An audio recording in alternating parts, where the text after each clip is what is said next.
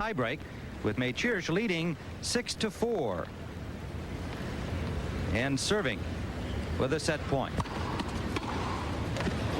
Fine return by Gomez.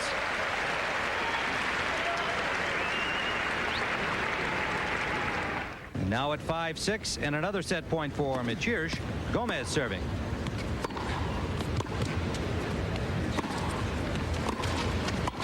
Normally accurate Mecir had some problems in the first set against the Ecuadorian.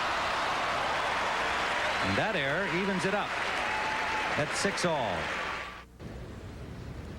And now Gomez serving. Suddenly moving to a 7-6 lead in his first set point. Service goes back to Mecir.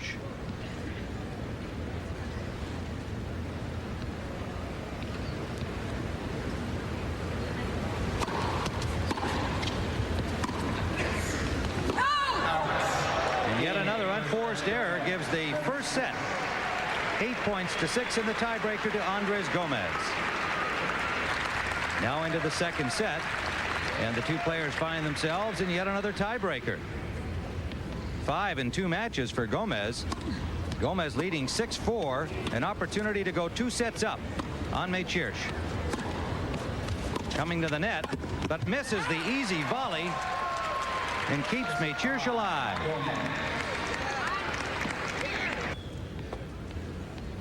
Mecir comes back to lead the tiebreak 8-7, now on a set point of his own.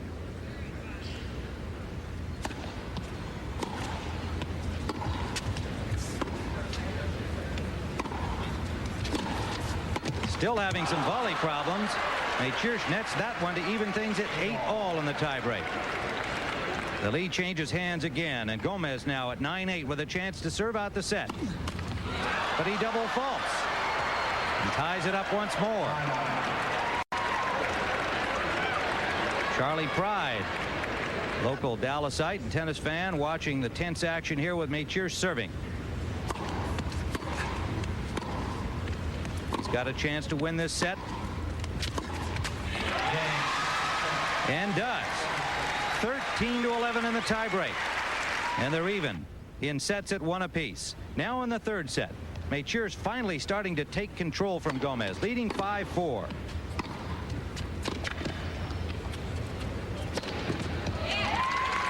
And he serves out the game in the set 6-4 to take command at 2-1. In the fourth set with the score tied 2-all, it's clear that Mecir has taken command of the entire match. Gomez appearing a little weary and a little more sloppy as the match went along.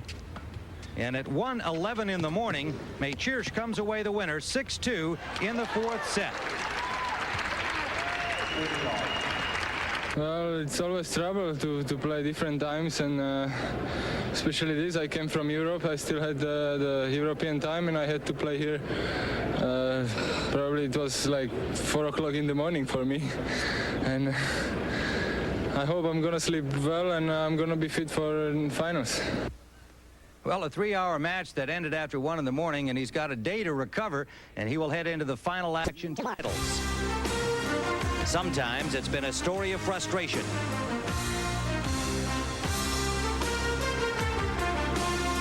But usually a story of triumph. Once again, the Elite Eight of tennis have converged on Dallas for the 17th annual World Championship Tennis Finals. Today, John McEnroe will again be the center of attention. His game is the best it's been since his return to tennis from a 7-month hiatus. And the old fire is back, too. But now there seems to be a new attitude. Frequently a smile to let off the steam. Humor seems to be part of his game now. But all week long, McEnroe has let his tennis do the talking. For the most part, that is. Oh, no! Come on!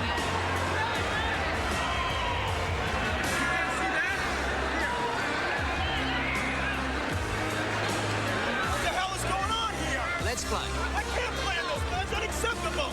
That's 2 calls he's missed. Code violation. Delay of game. Warning, Mr. McEnroe.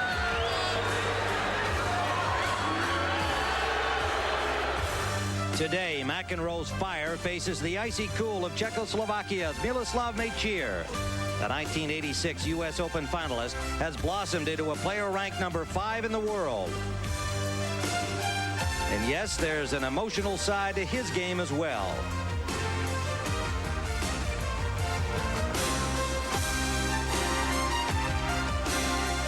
But most effective is an unreachable arsenal of shots that sends opponents scurrying from corner to corner. Today, the WCT title is at stake. It's Mecir and McEnroe.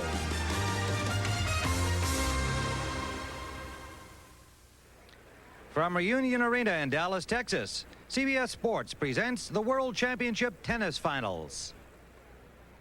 Good afternoon, everybody. I'm Tim Ryan here in Dallas, and we have quite a day ahead for you on CBS Sports. After our same-day coverage of the championship match here today between McEnroe and Mecir, we'll be going live to Augusta, Georgia for what should be yet another thrilling finish in the Masters Golf Tournament. So stay with us all day long. Now, this match up here today is the culmination of 34 tournaments that have taken place over the course of the year, producing 8 players, the Elite 8, who make it here to Dallas to battle for $200,000 first prize money. Well, 3 of the players who actually qualified pulled out because of injuries: Boris Becker, Ivan Lendl, and Joachim Nystrom. Still, a very strong field led by McEnroe and Mecir has been here all week and producing some very entertaining tennis. Let's take a look at the top of the draw. Starting with the quarterfinal action, Andres Gomez ousted Kevin Curran in the first match. And then it was Mecir ousting Mats Wilander in consecutive sets. In the lower half of the draw, John McEnroe eliminated Yannick Noah in the most entertaining match of the week, and the top seed here, Stefan Edberg, eliminated Tim Mayotte. Looking at the quarterfinal action, the semifinal action that produced the finals here, Mecir over Gomez, and then it was John McEnroe in a well-played match, some outstanding serving in the match against Stefan Edberg. Following that match, McEnroe spoke with our Tony Trabert about playing again today. I hope I come back well. It's a little difficult to play a match at 10 in the morning. I don't think I've ever experienced that. I don't usually get up before 10. Well, not only did John get up before 10, he was out here bright and early, 8:45 this morning on the court practicing after deciding not to practice yesterday at all. He took the whole day off to rest for this important WCT final this afternoon. And so John McEnroe and Miloslav Mecir should produce a very entertaining tennis match, and important one for us this afternoon. Let's go down to courtside for more thoughts on the match from our Tony Trabert and John Newcomb. Thank you very much, Tim. Nuke, I think there are 2 real keys to this final match. The first is the physical fitness of John McEnroe. He's had a hip problem. He didn't practice yesterday. He's getting treatment, and I'll be interested to see how well he is, how fit he is. One thing's for sure, if he has a hip problem, it's sure going to get a big workout today, because Mecir likes to move the ball around from left to right. But Mecir's going to be looking very keenly at how he can return McEnroe's serve. Edberg had a lot of trouble with that the other night. McEnroe serves so well, and he directs the serve so well. He worked over Edberg's forehand the other night, but with Mecir, how do you serve to him? Do you serve to his forehand or his backhand? Well, the other key is, of course, John McEnroe's serve. If he serves as well as he served against Edberg, and we're taking a look now at John McEnroe serving, he should do very well, because I think he can overpower Mecir. If he does not serve very well, Nuke, it's tough, because Mecir's ground strokes are terrific, very deceptive, and returns serve very well. He has a sort of strange ground strokes. There's not a big backswing on the ground strokes. He has a two-handed backhand. You can see there a very short backswing on the backhand. On the forehand, the same thing.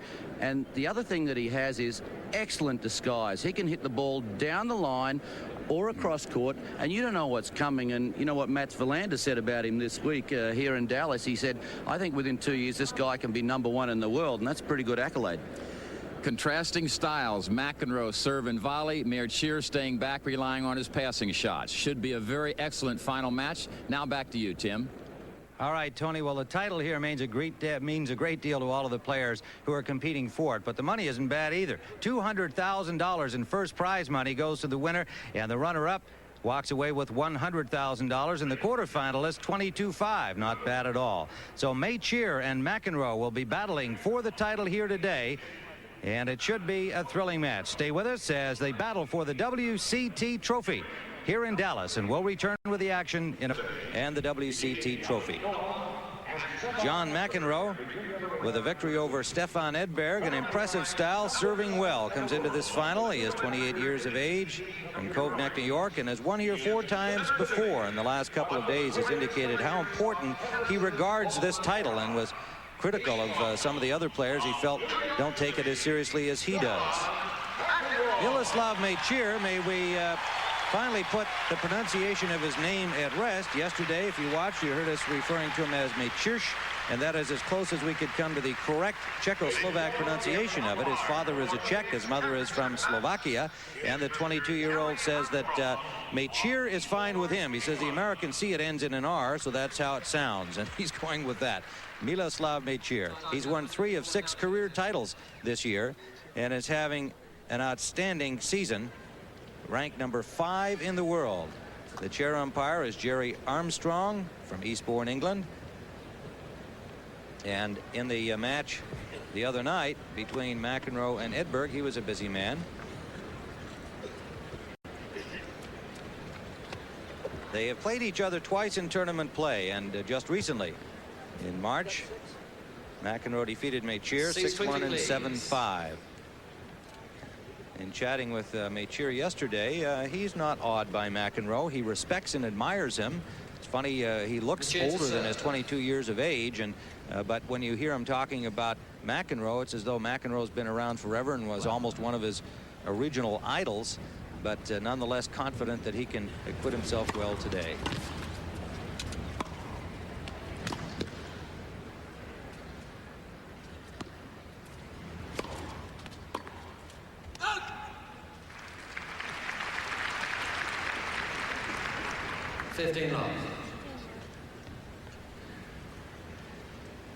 Does pretty well against left-handers so far this year. He's 5-1. You have good ground strokes, you can handle left-handers all right.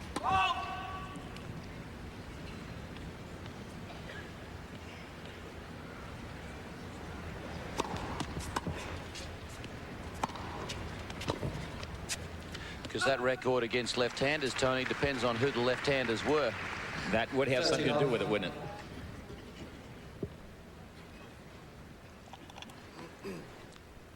You think it's tougher playing left-handers? I liked them because they served in my backhand, happened to be my strength. Did you ever tell anyone that No. was your strength? Had to find it out for themselves, huh?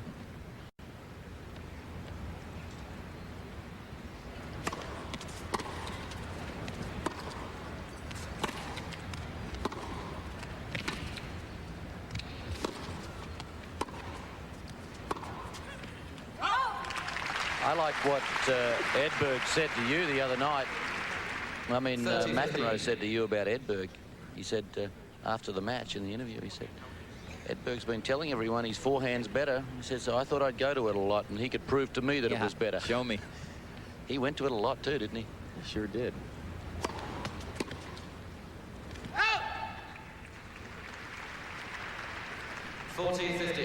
Mecir will probably stay on the baseline behind his serve for most of the match. He only comes in just every now and again, 1 out of 10 times maybe, serves and volleys.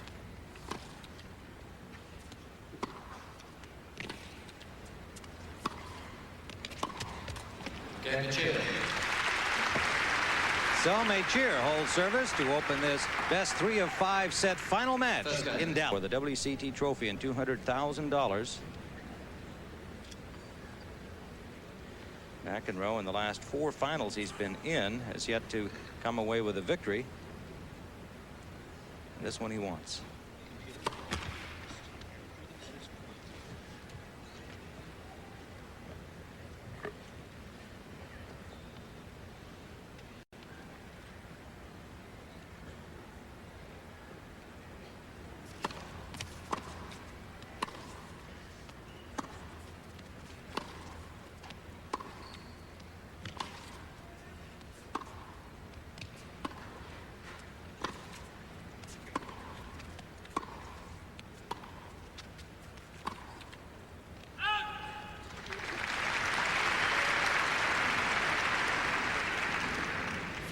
Well, you can see that things have changed for both these players in the last 4 years of life on the tour. Mecir starting out in 1984 as a youngster and climbing up through the rankings to number 5 at the age of 22. And of course, with John McEnroe's layoff of 7 months, his computer ranking now just number 7, but he's determined to move it back up. Fine pass from Mecir, and McEnroe evidently thought the serve was long.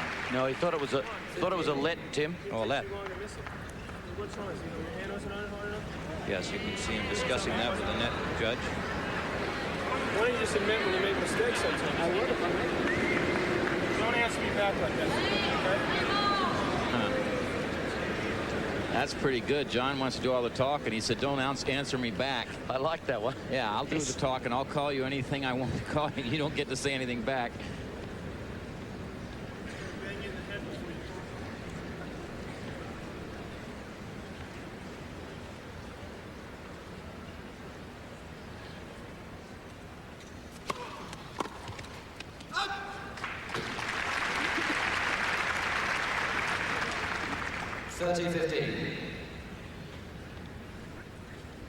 Comparing these two players, they both cover court extremely well. McEnroe says he thinks he serves better, no argument there, but he thinks Mecir's ground strokes are better than his.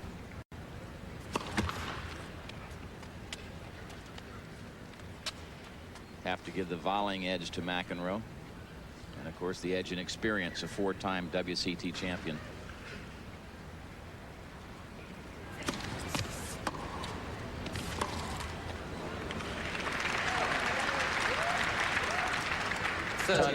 Tony, that point on the disputed let there, the only person who thought they heard it was McEnroe. Now, Mecir hit a winner on the returner serve. How much was that McEnroe saying, hey, you didn't really hit a winner, the serve was a let, psychological, like, you can't hit my first serve back for a winner? I don't know how much psychology that was, but he better get used to it, because I think Mecir can hit some returns for winners off his first serve.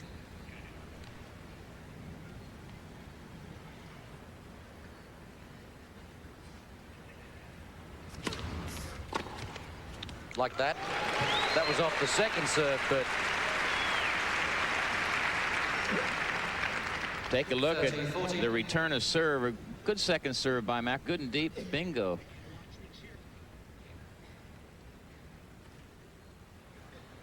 So I think that can convince McEnroe fairly early at break point here for Mecir not to come in on that second serve. We have some more flashes, please. There wasn't enough in my face during my serve. No flash photography, please. A somewhat sarcastic request from McEnroe to eliminate the flash photography from the spectators. meanwhile, where does he go with his second serve? Backhand or forehand? Deuce. That's interesting. He went to the forehand side, and it's always tough when you're playing against a two-handed player who's got equal ability off the forehand and backhand side. Where do you actually serve to them on the big points here? It's tough to find it out. I still say you go in tight to the body. If being a lefty, you swing it into the right hip of the right-hander. Which is what McEnroe did then.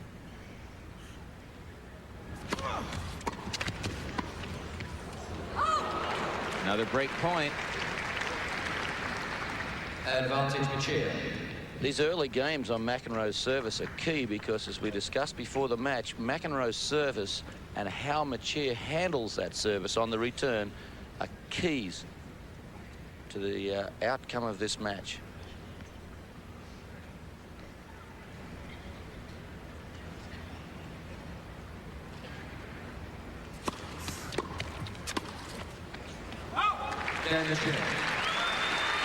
So an early break for Miloslav Mecir, who takes a 2-love lead in the first set. That ball looked like it flew a little bit to me, and I understand that McEnroe likes one certain frame that he has. He had it restrung. We talked about him getting it strung at 53 pounds. This one was strung at 48. That gives you a little trampoline effect, a little slingshot effect. It looked like that volley just sort of flew on him over that baseline. Why did he get it lowered, do you know? I have no idea.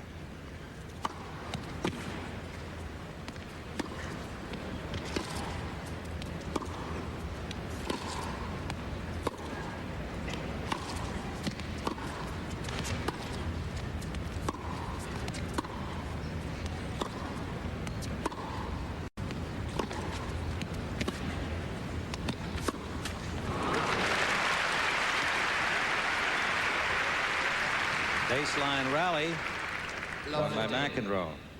In these baseline rallies that we see during the match, what McEnroe will be trying to do as the match develops is to put Mecir into a position so that he will play a short ball, thereby enabling McEnroe to attack that short ball and move to the net. But he doesn't seem in a hurry, Tony, in these early games to get to the net. He's just content to sit back here on the baseline and rally. Probably trying to get settled in a little bit. 15. Okay, here's Mecir's serve. It's not a big serve, but I think what he's tried to do is just develop it into an adequate serve where he can get it deep with a certain amount of pace and not let his opponent attack him on it.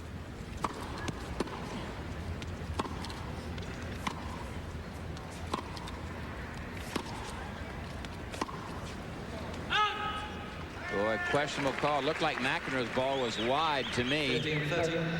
Yeah, and I think McEnroe even thought it was wide. I know Mecir did. I think that linesman might have been blocked by Mecir, who was right on the line going for the ball. 15-30.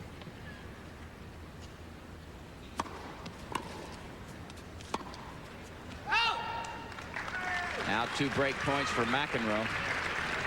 As a player, Nuke, this is when you want to try to get your service break back right after you've been broken. The other guy either lets down, might play a little too carefully. So here's a chance for John to get back on serve. Good serve from Mecir. And John thinks that serve was wide. I think he thought it was long. Or maybe he realizes that he thought it was going long and then it wasn't.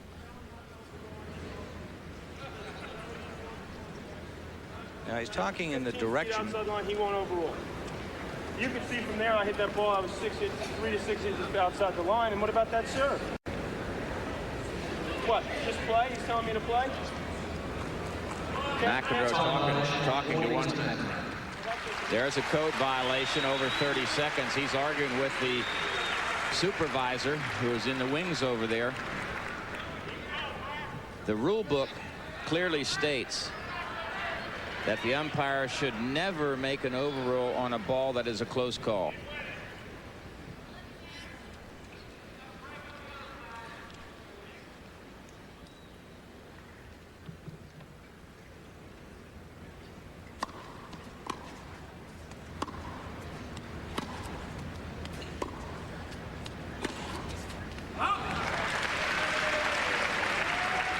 Deuce says McEnroe nailed that one about a foot out.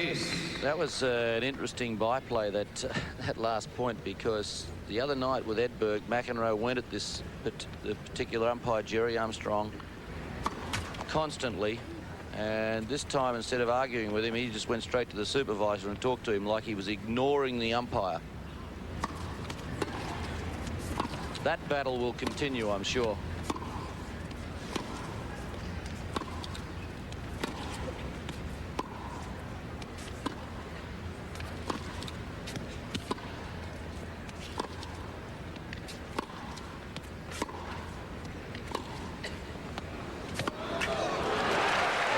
Shot from McEnroe. Both players using the entire court. Advantage McEnroe. Watch this one. Takes Mecir's way out of court. Now he knows he's in trouble. He has to try to go for winner because he probably couldn't recover. And McEnroe has a break point. Gee, that was a good shot from McEnroe. He took the pace off the ball, used extra topspin to get the angle. You can roll those ground strokes and make it hit inside the service box. You can take a guy out of court.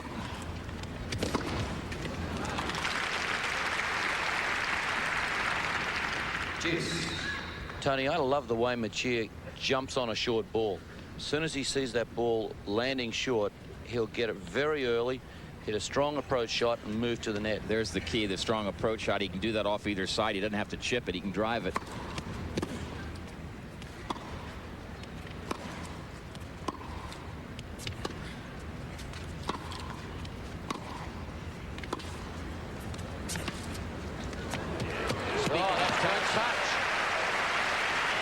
Fine shot from McEnroe for another break point. This was a super shot from McEnroe. Just look at his racket work now. He moves in like he's going to play an approach shot, and then Time warning. That was really good. That day off must have done you a lot of good, hasn't it? look at that disguise. Keep up the good work. Keep up the good work, buddy, will you? Meanwhile, McEnroe back on court has started his dialogue going with the umpire. Keep up the good work. You got a lot of guts. Make all those overrules, he says. No, he's talking about the time warning, the violation he got. That's what he was complaining about. That happened 3 points ago. I guess he was stewing on it.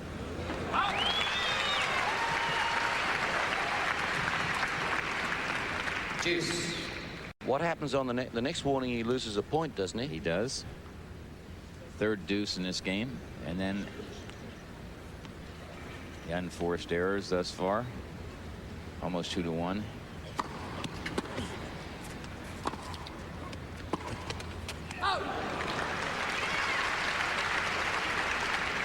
Advantage Mecir. The point penalties go warning.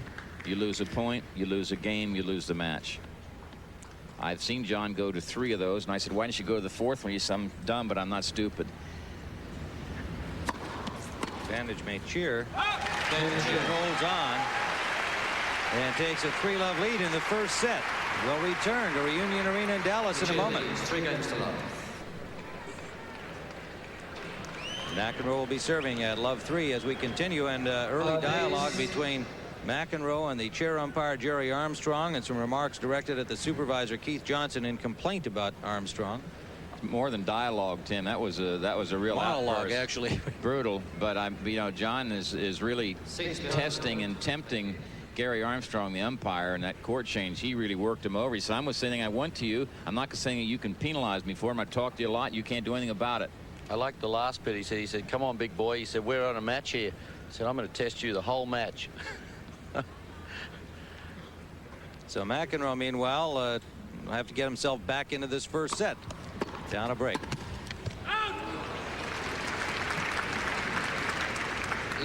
Here's a little of the monologue directed at Jerry Armstrong just moments ago between games. Usually it takes about a set or two, but this time you managed to do it in a game and a half. That's brilliant. You know that? You're going to hear a lot of it, let me tell you. You're going to hear more and more of it. There's nothing you're going to do about it. Well, that was a taste of McEnroe's early mood here, being down 3-love, clearly unhappy with his play and the work of Jerry Armstrong. He's also down love 30 in this game.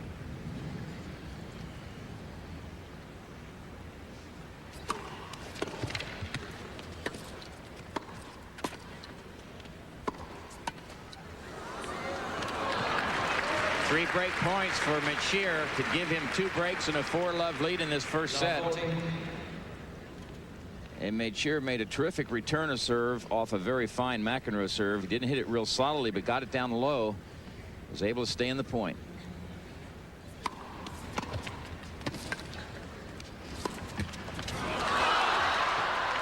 It's wide.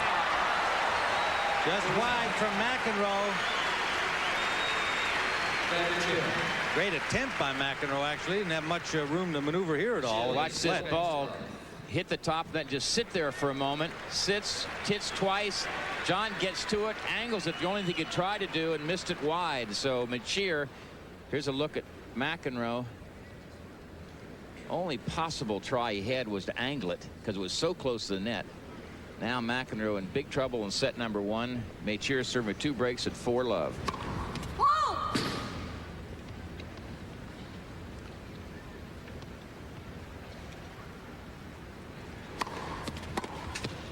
15. Quite a surprise when you think about these players have played twice and Mecir's not even won a set. And here he's looking at a 5-love lead if he can hold serve. Big turnaround.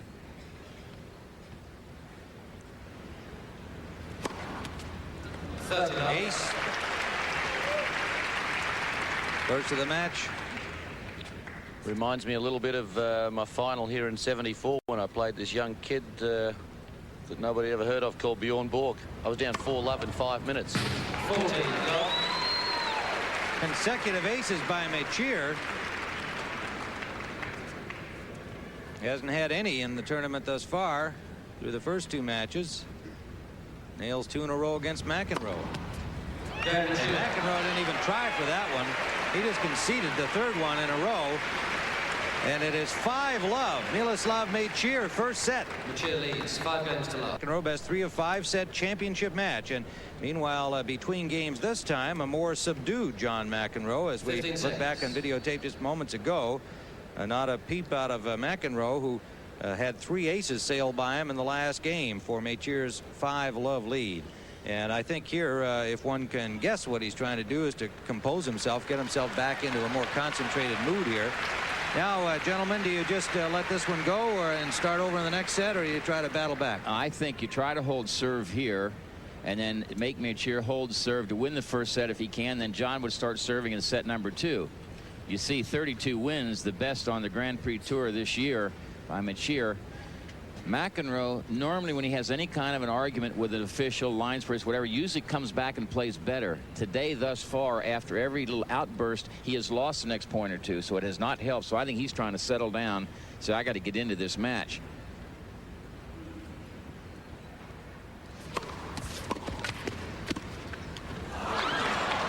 Had a good serve and then missed the volley. Love 15. Had the drop shot. Well, Tony, he's got to get back to the basics. Wouldn't you think of how he's going to win this match is serving and volleying, getting to the net, trying to cut the court off from Mecir. Got to think about tennis.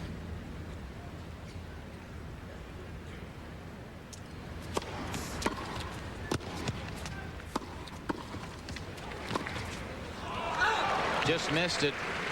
Believe it or not, that's only the 4th point that McEnroe has won thus far on his own serve. And we talked about the key, Nuke, being how well McEnroe serves. So he's not effective with his serve, and as a result, he's down love 5. This is best of 5 set match, though.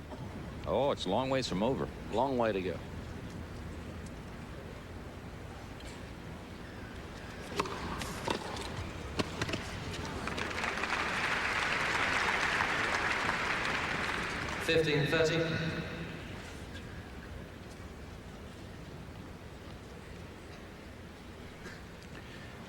Tony, you said the other night when McEnroe was playing Edberg, you said you still had a question mark. McEnroe hasn't played a lot of 5-set matches for a long time. How will he come up after such a tough match against Edberg? Will he be able to bring himself up again? And that's really the key, isn't it? If you're match fit, there's no problem. If you're not match fit, you can have a problem.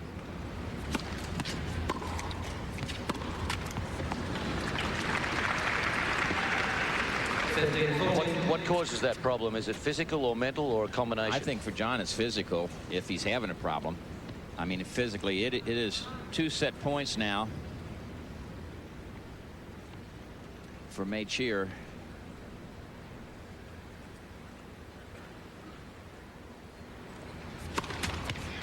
See that the last time he lost a love set was in the Australian. 85, yeah. You know who he was playing? I give up. Yugoslav. Long name. Zivojinovic. Yes, you got it. 5th set.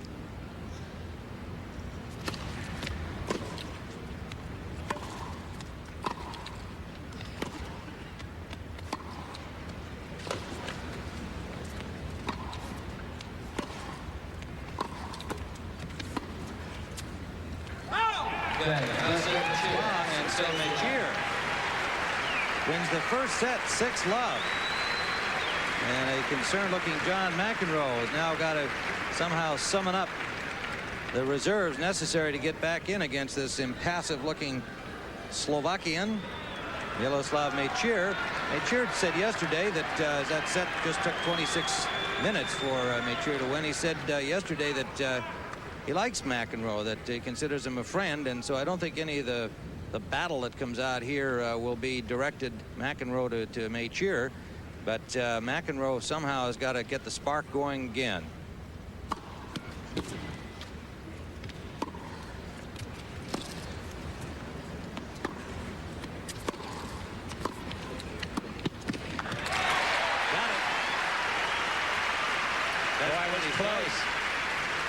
Tony, that's the first real aggressive point that we've seen McEnroe play. Here's another look at it. See, John on the attack really hit that forehand hard. This one was very close. Aggressive. This is a new match for McEnroe. You say that's history now. I'm in a 4-set match. So I've got to win 3 of the 4 sets. Would you agree that this opening game of the second set, McEnroe will try to throw everything he has to get a break? I'm sure he will. He's got to get into it as soon as he can. He sure don't want to fall behind in this set.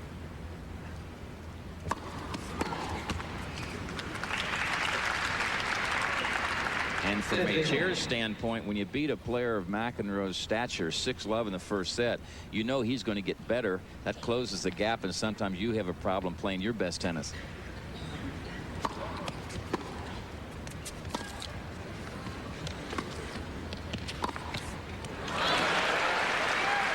One of the great things about Mecir is he uses the entire tennis court. 30-15. Here's the touch and the drop. And now, before McEnroe can recover, as quick as John is, bingo, cross court with a lot of authority. 30-15.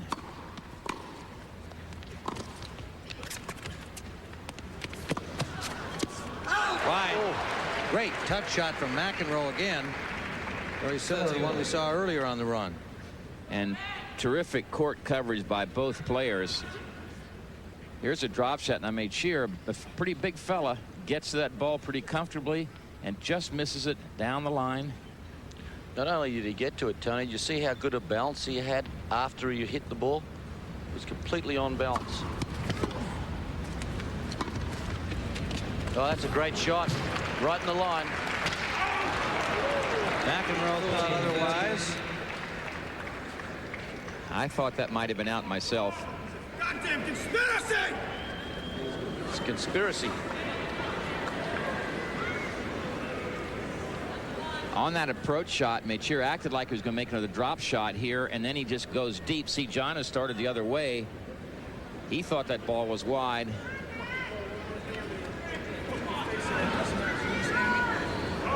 Certainly not happy about it. Now he's making Mecir wait. He may get a time warning. He might. Which would be a point, wouldn't it? Yep. Meanwhile, 40-30 for Mecir with a chance to open the second set. I wonder what the conspiracy is. Feels like all the calls are going against him.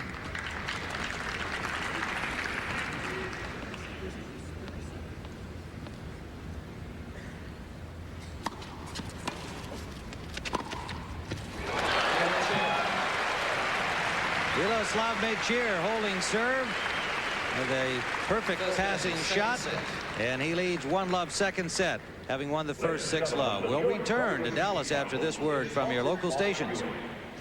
First set, leading 1-love in the second. And through that first set, you can see that Mecir serving his first serve at 78%, McEnroe at 65, and 13 unforced errors from McEnroe.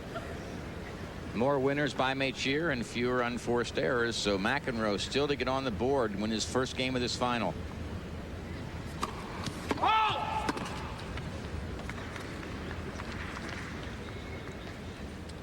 Well, as we went away to commercial, John McEnroe did a little contemplating, meditating over there. He's really frustrated. He's boiling inside.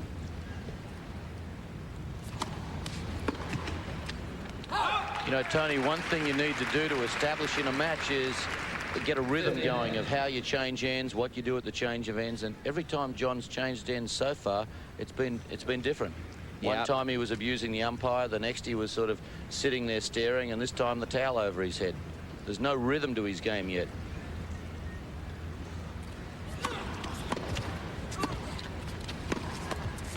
That hit the top of the net, bounced over McEnroe's racket. 15. It looks like McEnroe just misses this, but it actually ticks the top of the net right here. It's a let cord and jumps right over his racket head.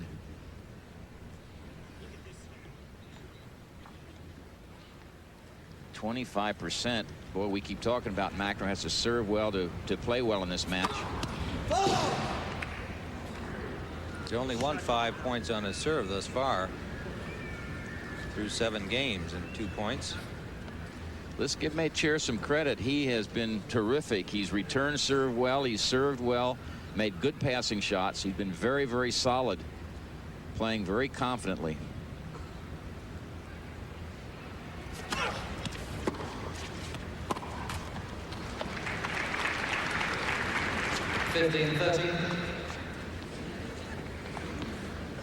Watching him practice yesterday, it was very loose and relaxed, and I said, you know, hey, $200,000, that's the most money you've played for.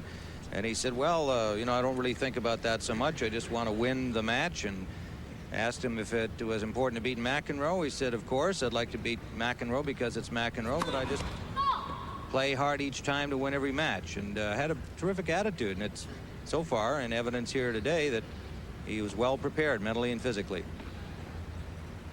But it is a best 3 of 5 set final.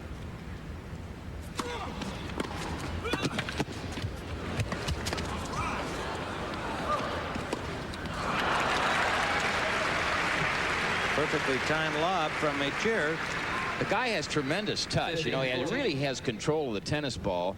He went up there. He had a choice of trying to roll it cross court. He could have dropped it down the line low. Instead, he chooses to go over the top. He holds the racket nicely. John's not sure where it's going to go. And look at this well-placed offensive lob. And 2 break points.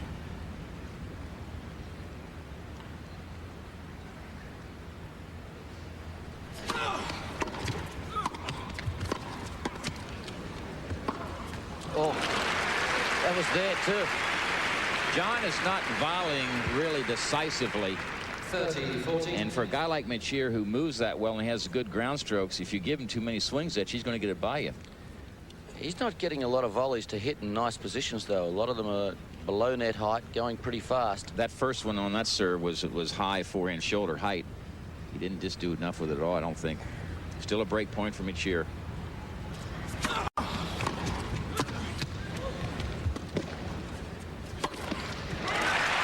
Good save by McEnroe.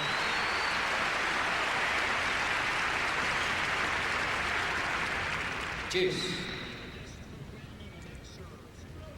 There's McEnroe's serve, getting Mecir out wide, and a beautiful volley that time, nice and deep. He's got his opponent way out of court now, completely in control of the point with the serve, the volley, and the smash. That's the type of game he needs to play. We're at deuce.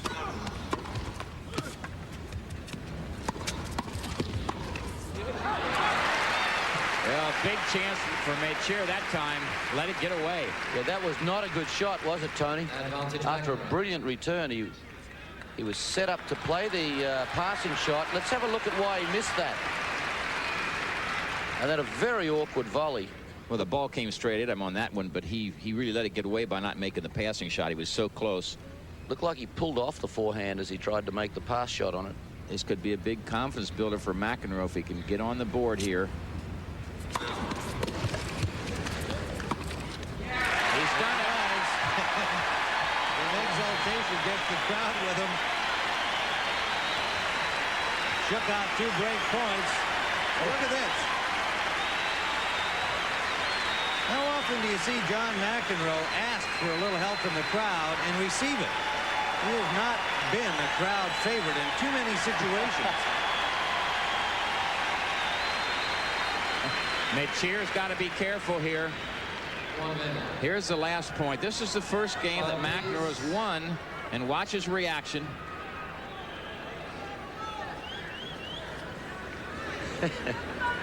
Well, a little levity there, and now we're 1-all in the second set. Mecir to serve.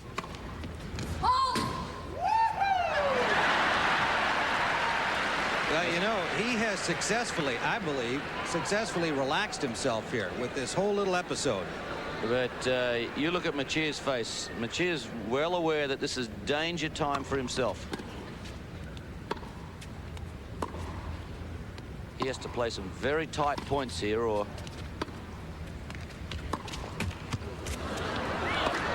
Well, that's not bad. That was bad luck for McEnroe. He had a good forehand coming down that line. 15. Might have been a winner, but if not, have been tough to volley. Here's Mecir. Now watch this approach. That one right there might have gotten past Mecir. Now he's got a sitter. He really moves you around, doesn't he? Oh, he sure Left does. to right, uses angles, deep balls.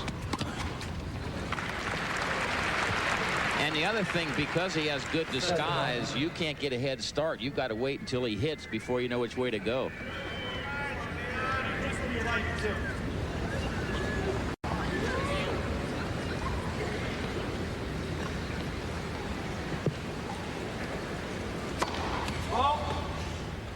Mecir serves like a controlled pitcher. He's sneaky fast when he wants to be. The rest of the time he just tries to beat you with placement.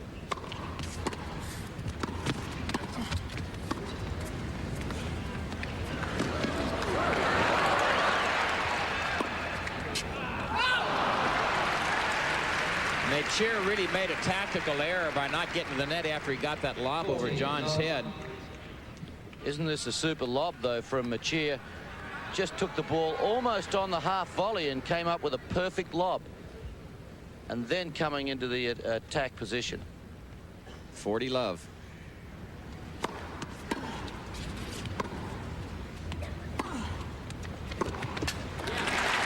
Fine shot.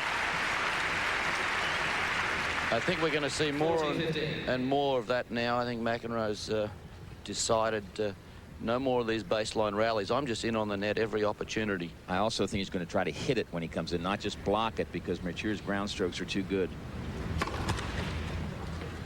And the second serve, he's going to try to move in on the second serve and hit it and move to the net if he can.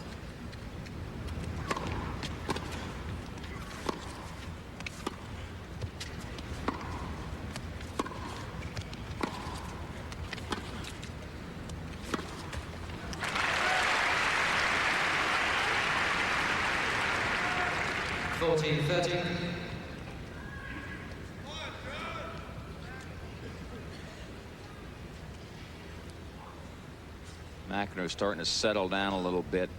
You get the feeling he's thinking more about tennis right now.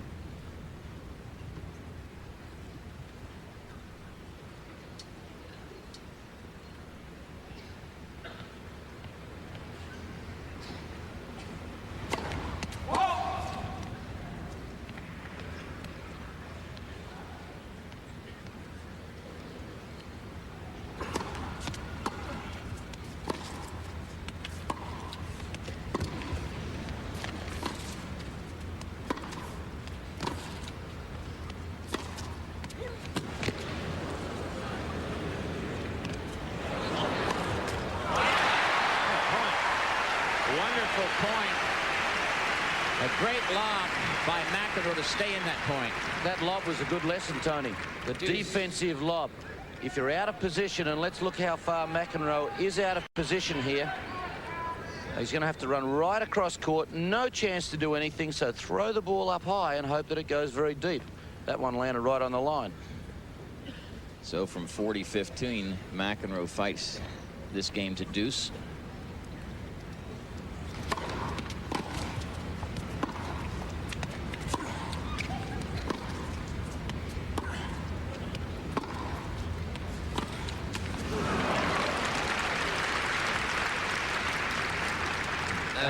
Sort of an interesting point, because McEnroe, both on the forehand and the backhand, tried to hit underspin on the ball to try to keep the ball lower, so Mecir doesn't have a high ball he can drive and come in. That's the first time he's used underspin on the forehand drives from the back of the court.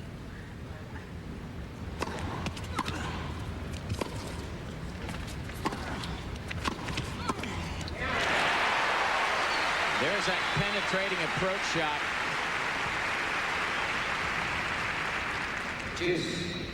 Here's another look. Now this would hurt you right here. Hit deep and hard. Mecir doesn't have time to figure out where to hit it. Gets a little high. Here's an isolation on John coming in. There's a good crisp winning volley. It's deuce.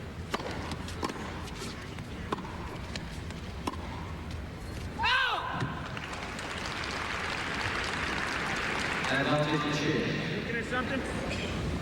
Huh?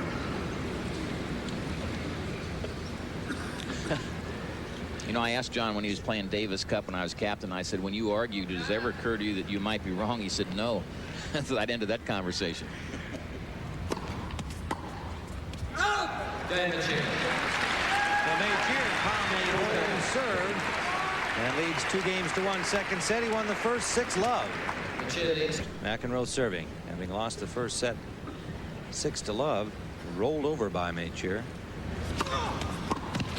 McEnroe serving with new balls. John, in describing Mecir, said, I don't know a lot about him, but he said, I like him because I like the way he plays. He's got to be an interesting guy because he plays all-court tennis. I like the way he looks. He doesn't look like a tennis player. He said, I don't think I do either. I'm not sure what a tennis player is supposed to look like.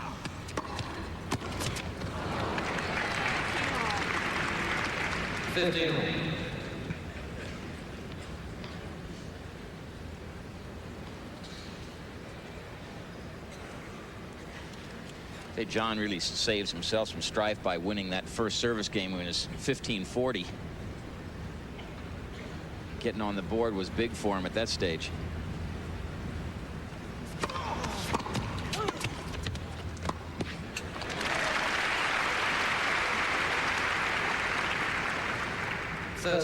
Nuke, there's one of the problems with a two-handed shot. You get that ball stretched out and low. The two-hander can't really handle it very well. Poor reach.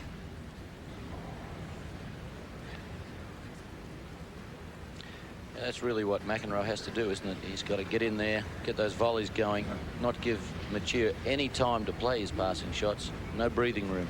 That's not easy to do. This court's not really that fast.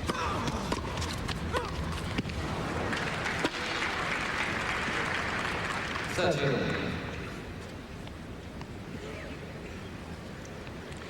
thing is, when you get a volley like that, the pressure on you is you can't just get it back. You've got to get it back into a good position or this guy will pass you. Puts extra pressure on you.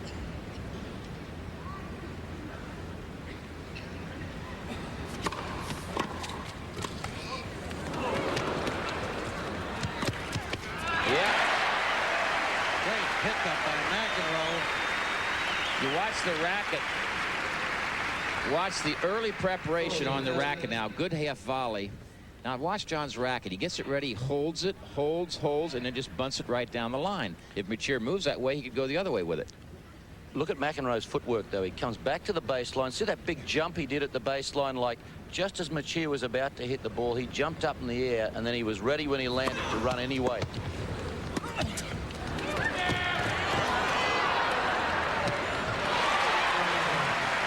Superb tennis the last 2 points. McEnroe and Mecir.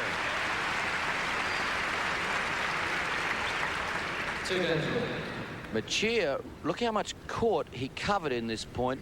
He gets it. Now look how quickly he recovers. He has such strong legs. Tim, you've seen a lot of athletes in your time in broadcasting that. He's got excellent balance, hasn't he, when he runs to the ball and recovers? He certainly does. And, you know, we're saying that McEnroe doesn't think he looks like a tennis player. He really looks like a linebacker. With those big, heavy legs and big calf muscles. But he certainly is well-structured and well-balanced, as you point out. The best thing about his legs, we'll look at his picture there. Look at the size of his thigh muscles. The calf muscles are solid, but the thigh muscles are so strong. That helps him with that recovery.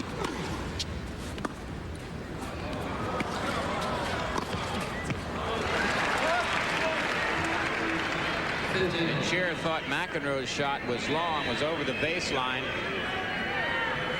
I don't know where he's going. He's gone around to sit. He's gone to sit in the stand. He can get in trouble for leaving the court.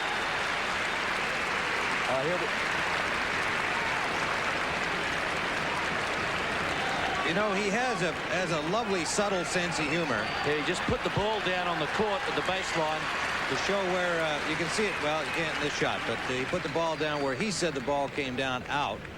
And that was his mild form of protest. A little look at the linesman indicating to him that he thought he made a mistake on it. It's 15-all. Look at McEnroe down the other end of the court. He always likes to be the one who's dictating the pace of the play, if he possibly can. Nothing wrong with that. Good psychology. Well, and I think Mecir managed to win some of the crowd back in his favor. It's very much in his mind, the performance after McEnroe won his first game, getting the crowd to cheer him and exhorting them. So good job by Mecir in that sense to kind of win back some to his side. Crowds have been very fair here all week long. We don't know what to play anymore. We have no idea what shot to play. You go overall. That ball was called a fault. John is saying, I think the serve was good. And he's saying, we just don't know what to play. Well, what I don't understand is he's mad at the umpire, and it's the lines people who are making the calls. Now here's McEnroe over by the flowers for this next service return, and Mecir trying to ignore that. This is danger time for Mecir. He's got to concentrate here.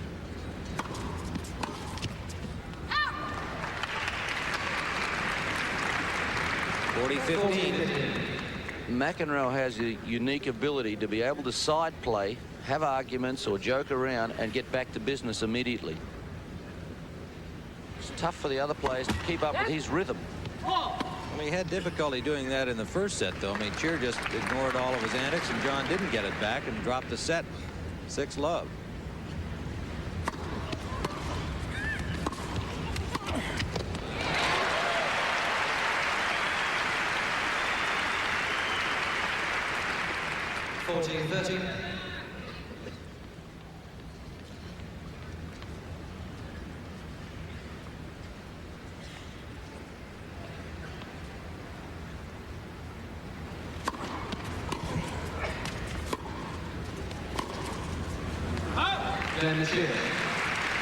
Mecir holds serve and leads 3 games to 2 in the second set. He won the first 6-love. The long-haired teenager had plenty of talent, but Nuke had more experience. And so at match point, Newcomb prevailed to score a 4-set win. John Newcomb, 1974 WCT champion.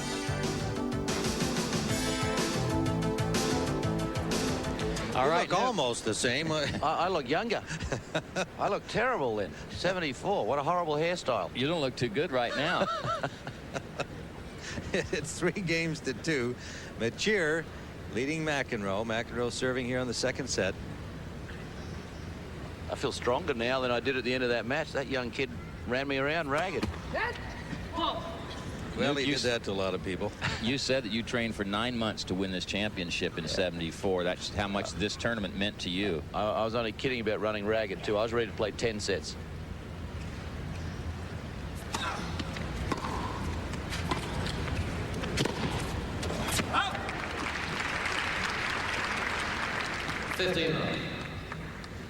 The Trabert triple. What a year. The French, Wimbledon, U.S. Nationals, 1955. Uh-oh. Hey, there you are, Trabe. Oh, is that great? Defending my country. Yeah, with a tennis racket, I see. That was during the Korean War, and I was on an aircraft carrier fighting the Battle of the French Riviera. Hey, your ears look bigger there than they are now. I've got more hair on the side of my head now. Oh, is that it? Were you practicing your serve on the carrier, Tony? I didn't get to play much. Let's get back to this match. McEnroe serving at 2-3, 15-love. Set number 2, Mecir surprisingly won the first set 6-love.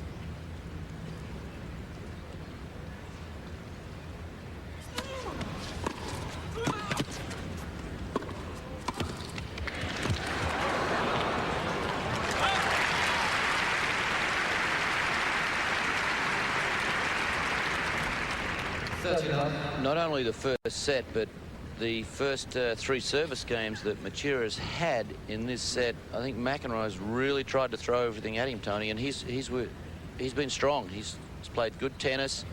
He's kept down to business. He's hanging in there well, but only getting to the middle part of the set. And McEnroe, his game is starting to lift up. That's what I was alluding to earlier. You beat a guy 6-love. You say, hey, I know he's better than that. He's going to start coming at you. Your games come together. It makes it a close set and a close match. I think Mecir is starting to feel the pressure a little bit at this point.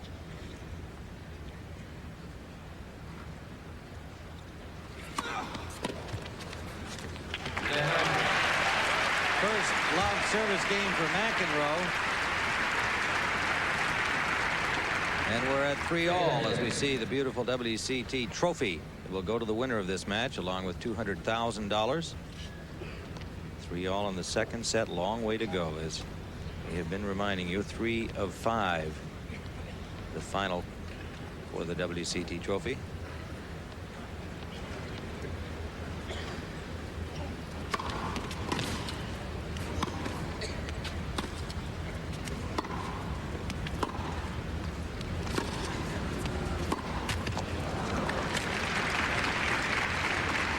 Unhappy at that error on his forehand. Lamar Hunt, director of WCT, the founder of this tournament back in 1971. He's done so much for professional tennis, and he worked so hard to make this event what it is. He's been wonderful for professional tennis.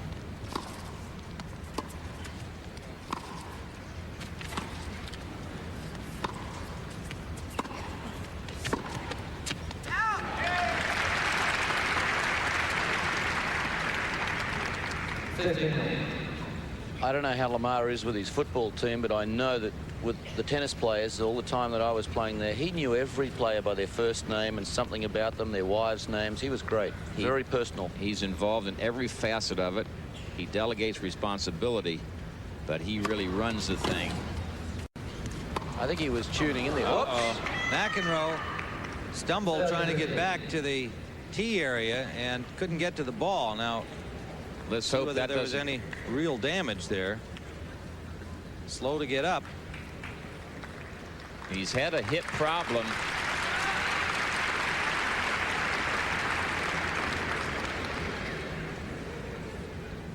Looking at the carpet as though he may have tripped over one of the seams. Just look where he did lose his footing. Getting near the seam. Yes, now, he did. He tripped on the seam.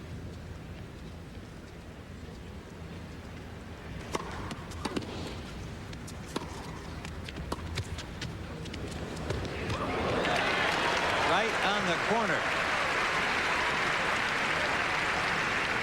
There's a close-up look at the seam. He caught his foot on. Fortunately, he does not appear to have injured himself. What a great offensive lob that was. Get him to 30-all.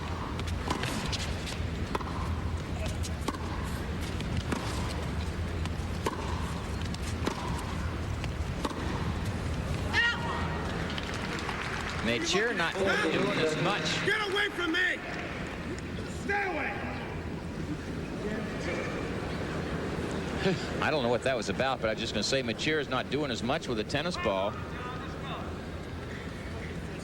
Don't ever look at me. Not hitting the balls near the line, so he did that first set.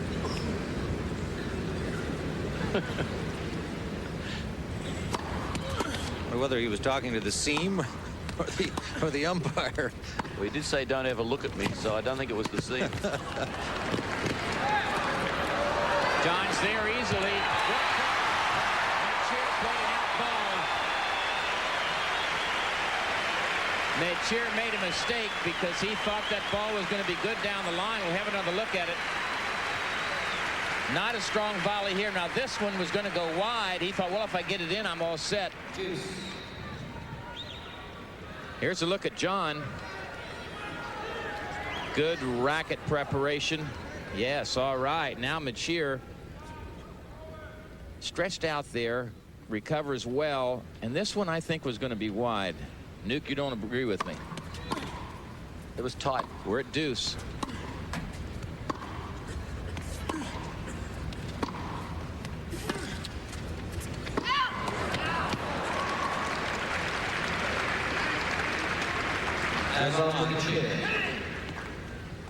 Advantage Mecir. Seeing tremendous court coverage by both players, and McEnroe's quickness, despite the little problem with his back, as he told us the day of the Edberg match, he feels a lot better than he did just a few weeks ago, but the twinges do come and go. Wide. And all of a sudden, Tony, I think this is a very, very important game. We're halfway through the set, 3 games all. I don't want to say the 7th game because you'll get mad at me because you No, I don't. won't. I think this is key.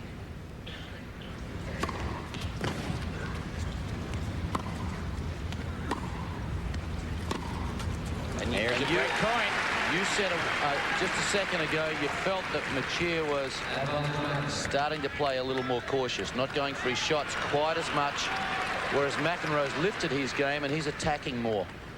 That's what brings them closer together. McEnroe has had 5 break points so far, but been unable to convert them.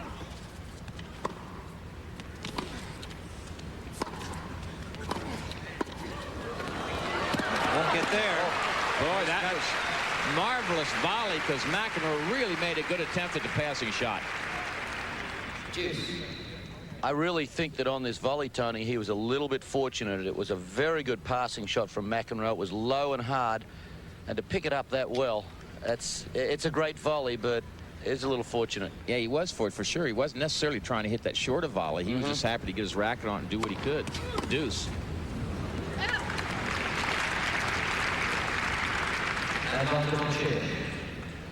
This particular game is one of those key games that can decide a swing in the match. This is the kind of spot sometimes where Mecir serves and volleys to try to surprise you.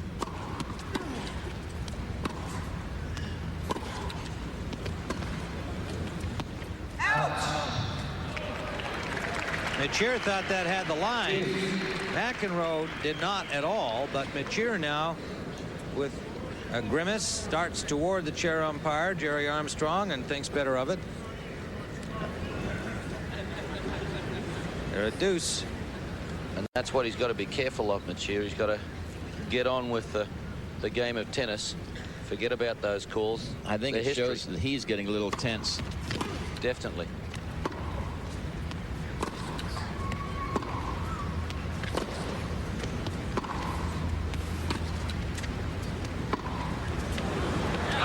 Another break point. That was tense. Good shot from McEnroe. A lot of depth, change of pace. But a very tense drive from Mecir. Not a lot of conviction behind it. A little self-doubt creeping into Mecir's game now. He's playing like he's trying to protect a lead. I'm playing not to lose. That's right. Rather Carefully. than playing to win. Mecir has doubled his unforced errors from the first set, 10-5.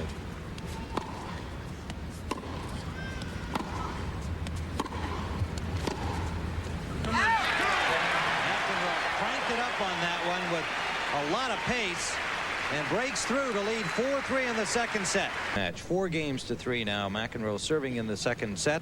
He lost the first in a rout 6-love. Got distracted early. Mecir kept his cool, rolled over McEnroe, but he has rebounded.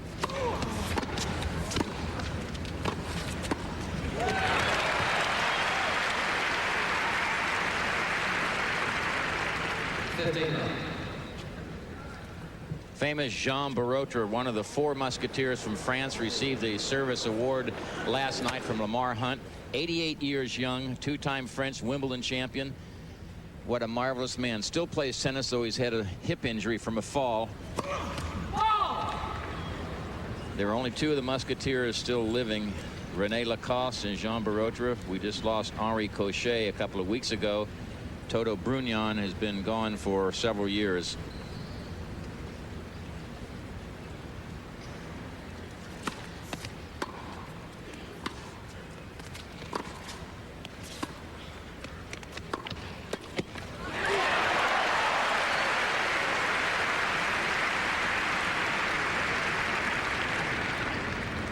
Here's a bit of a mishit, Nuke, on this volley. John will certainly take it. He gets good depth on the approach.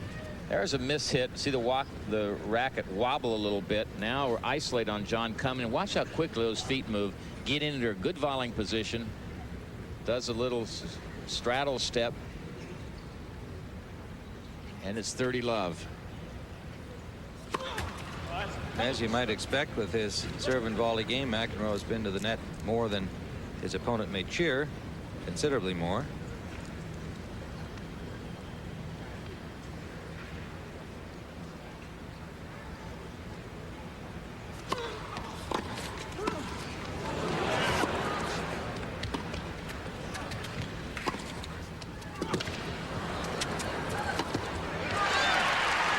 Heck of a point. John's got to be saying, what do I have to do to win a point? 30-15. Well, what you got to do is run a lot. Look how much movement there is here. One side to the other, and you never know what's coming until he's actually hit the ball. That's what makes it so tough. You can't anticipate. You can't get a running start. 30-15.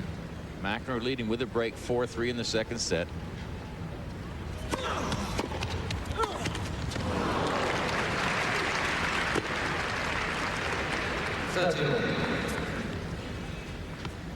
The only way to stop Mecir doing that is to keep your own drives going very deep, or to serve and volley and get on top of the net so that he can't run you around.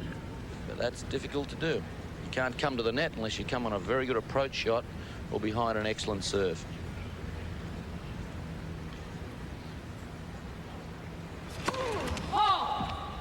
I should change that a little. You can come in, but you're going to watch the ball go by right. you. You can get off the court real quickly if you want to come in on bad shots.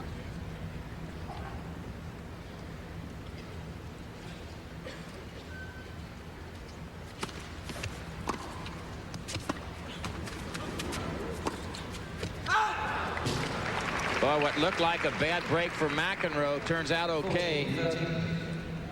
His shot ticks the net. It's a setup for Mecir, but he missed it.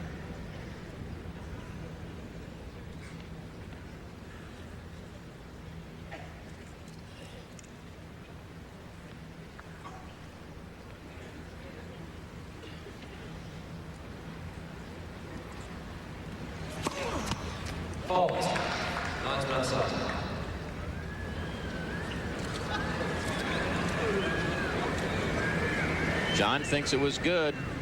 No. I think he's just thrilled that the umpire overruled. In the background, the linesperson signals blocked view. He couldn't see it. See? What prompted you to make that decision and not the other? John's been asking for overrules. Linesman gave it unsighted call. That's the only reason. And the ball was out anyway. How about the other ones? What about the other calls? Saw that one clearly. Well, of course that was clear. That's the only other. Right? Stick it right through your nose.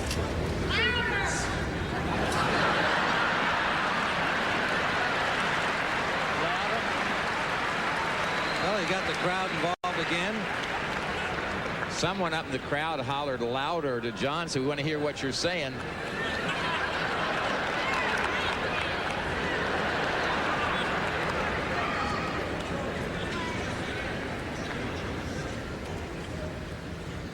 That wasn't your sound at home. He wasn't saying anything. He was Just mouthed it. Yeah. mouthing.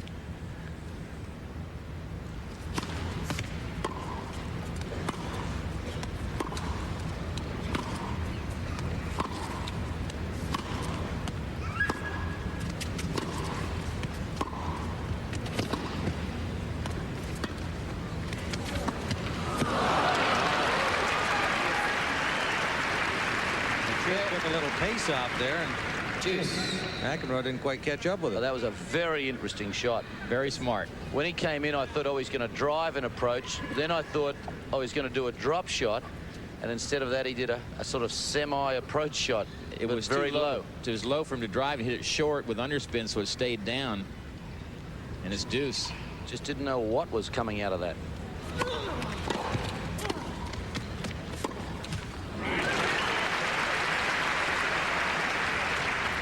McEnroe. Advantage McEnroe.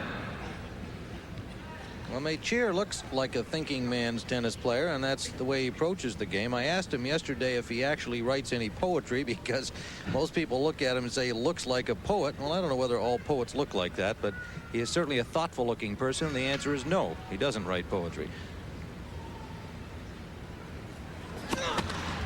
First one.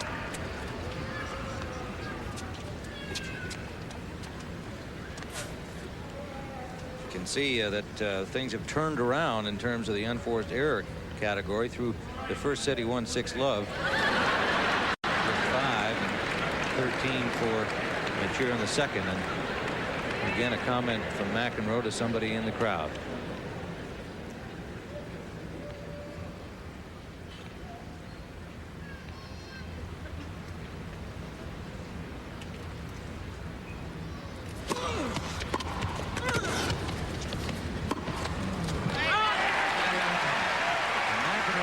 serve to lead 5-3 in the second set, having lost the first 6 love. Best 3 of 5 championship final. Mecir was a little upset with himself. He had two-handed backhand shots in a row that he thought he should have made. The last one was a lot simpler than the previous one, but he missed them both. One caught the tape, the other goes wide.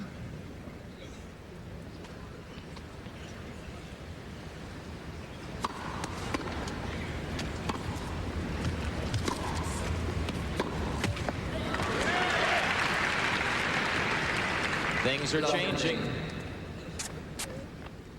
It just seemed to me after the return of serve, Mecir was very flat-footed on to play the next shot. What is it? What is that? A little bit of nervousness, Tony? I think he's a little frustrated at the moment. Yeah.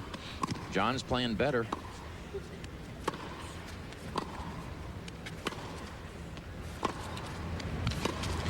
Oh, great.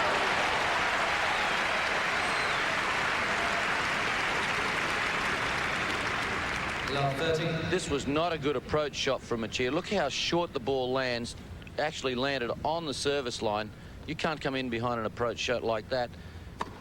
And in the first set, Mecir didn't come in on approach shots like that.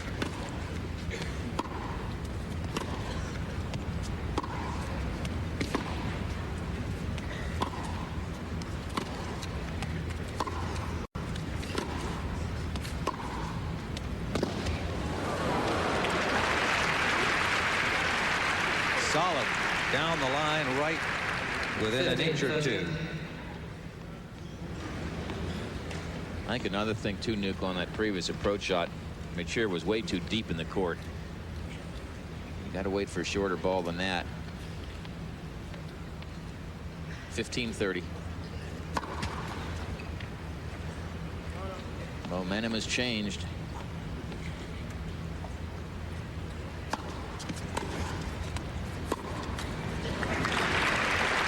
Two-set points for McEnroe. 15-14.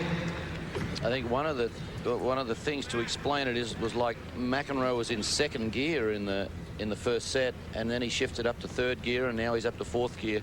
Mecir has not shifted out of third gear. Maybe he's gone back a little bit. He hasn't kept pace with his opponent.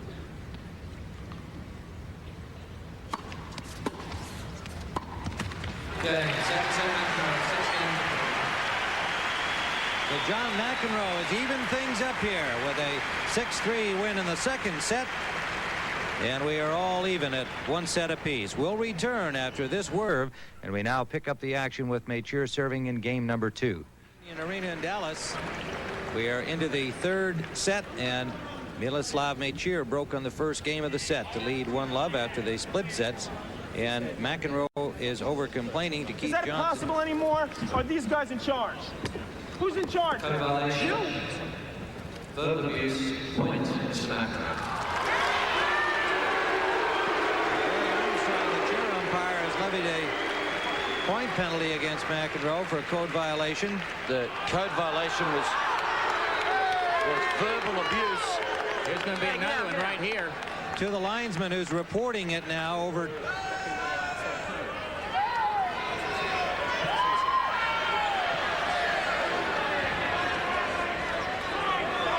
It is linesman Jerry Lipp apparently reporting the obscenities. And out comes the supervisor, Keith Johnson, to discuss matters. McEnroe's picking up his rackets. Sorry. What? Yeah?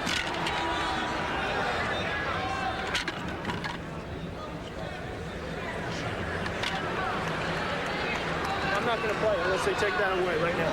I'm not playing the point. I'm not going to play. I'd rather not play anymore. I really would. It's not worth it for me. I don't have to play. Just take it. Stop. Well, I don't want to play anymore. This guy, he shouldn't be on. He's watching me over here. To what? He heard me say something over here to this guy. Well, then what was the first one? What was the first call? What happened? How did the first one get called? Say what? To what? Who did he see me say it to? I didn't even. I was warming over there. Doesn't make any difference. What? He saw me say something under my breath? Is that what did I say it to? I wasn't even looking at him. No, I wasn't looking at him though. You have to run this. Oh, that's fine. That's fine with me. Now, I want to know where he got the first call. I don't see anything. I was talking to myself. What's he watching me for? This is his job to watch me? No, don't leave yet, okay? I want to get it clear where he made the first one, okay? I was talking to myself. Now, where was he saying? What the hell is he looking for? It's not his job. What the hell is he doing on the court? I'm over here and he's looking at me. Let's play.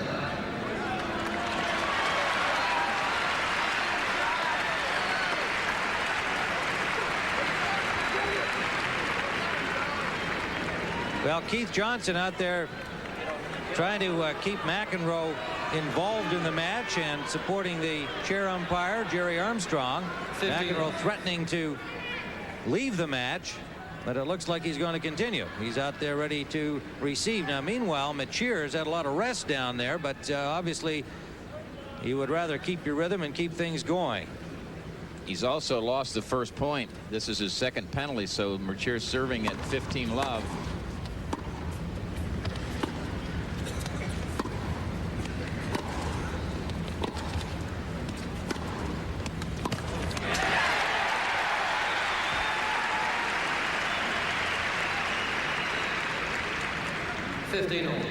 So Mecir, who broke through on the first game of this third set to take the early lead, got a freebie point when one was taken away for a code violation from John McEnroe. And McEnroe has evened it up at 15 all, and Mecir cannot be happy with his long delay. The next one, Tony, is a game penalty. It is a game penalty, and if there's a fourth one, the match is over. Is it a set penalty after that and then the match, or No, is it sir. straight to the match? After the game penalty, that's it. Mecir very upset now. At the delays.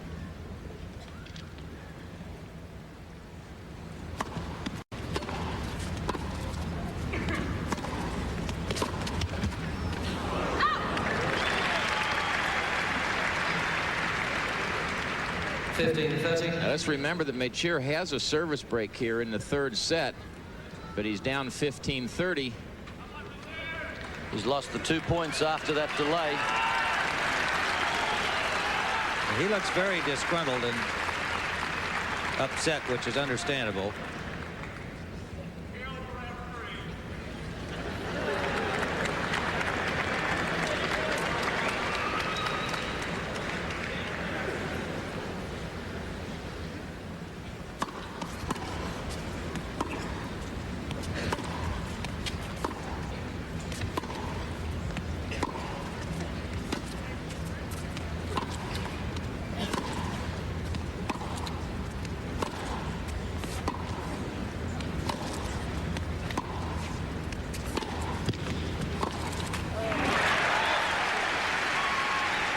Break points for McEnroe. 15-14. Tim, why do you think McEnroe was laughing at Mecir then? I'm not sure whether he was perhaps just trying to say, hey, it's not you I'm mad at, but he's thoroughly got Mecir out of whack down there.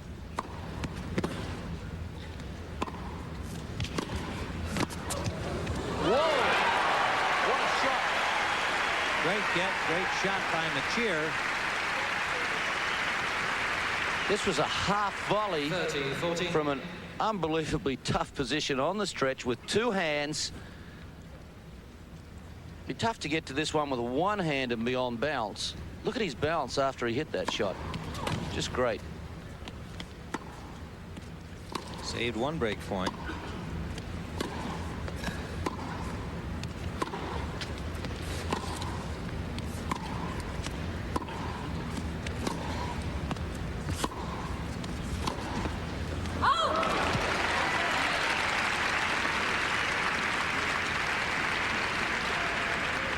You know, a lot of people say that how you move on the court, you move to the ball, and how you can keep your balance is one of the keys to playing good tennis, and this guy does it as well as anyone I've seen.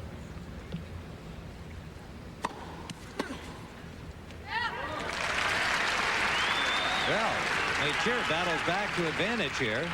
Advantage Mecir. If he can hold, he can move up 2-love here in the third set.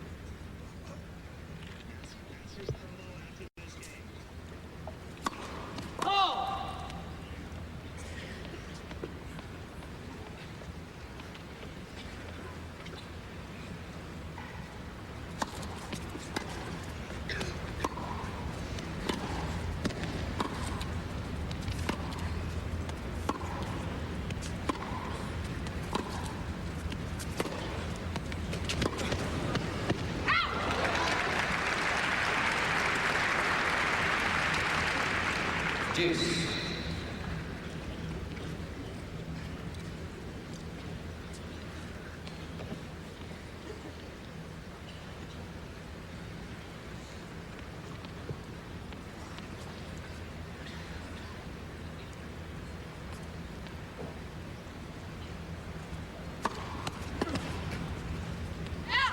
Advantage Mecir. 22-year-old Miloslav Mecir from Privyevca, Czechoslovakia. Now divides his time between Bratislava, Prague, Munich.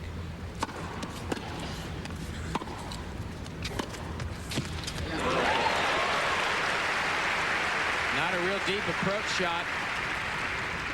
Deuce.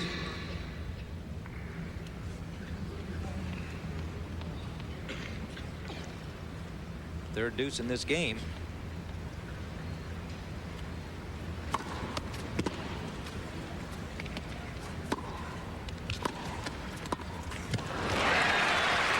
Another break point for McEnroe.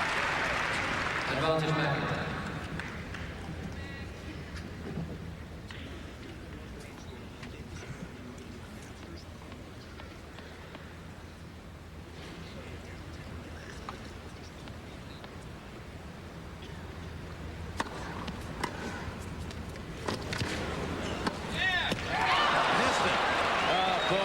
Sensational return, had exactly what he wanted, took a big swing and hit it out.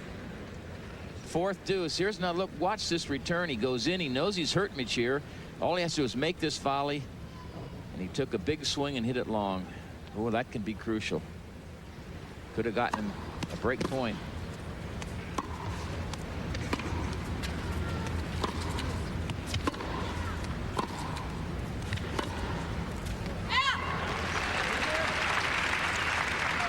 Matter of fact, that was the break point when he missed that volley.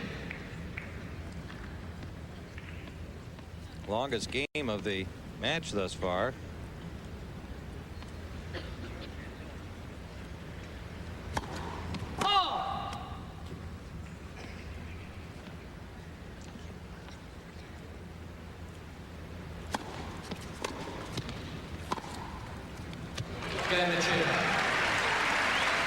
So Mecir hangs in there through a long game and moves up 2-love here in the third set. They are a set apiece. Mecir leads 2 games to love. We are in Dallas, Texas, where the weather has been just wonderful during this past week. And the reminder that following our tennis action from Dallas, we'll take you to Augusta, Georgia for the final round coverage of the Masters. A tradition unlike any other. The Masters on CBS coming up next.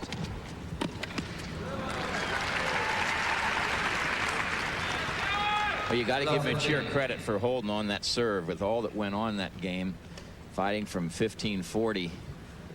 He got back into it and settled down. He really did a good job. It was sort of a key game, wasn't it? There could have been a big swing around then.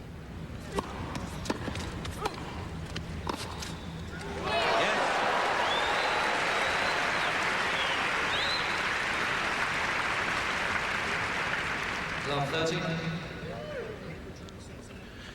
Here's the return of serve, which is just fair. It's not really low. What was superb was this passing shot. On the run, outside the sideline, right in the corner. Great shot. Love 30 now. Love 40. 3 break points for Mecir. Love 40.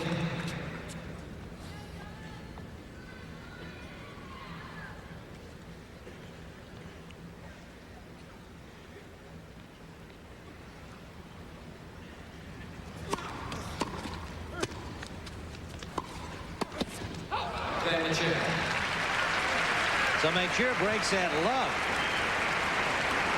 and opens a 3-love lead in the third set. Mecir leads 3 games. With the score 4-1 in favor of Mecir.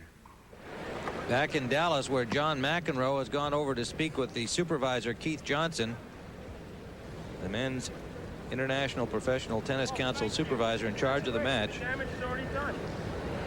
There he is on the left of your screen. Everyone else wasn't. McEnroe down 4-1 in the third set. They split the first 2 sets, so he's very much in the match, obviously. It's Been an odd kind of match. Flashes of brilliant tennis on the part of both players, but we've had 4 service breaks in the first 5 games of this third set.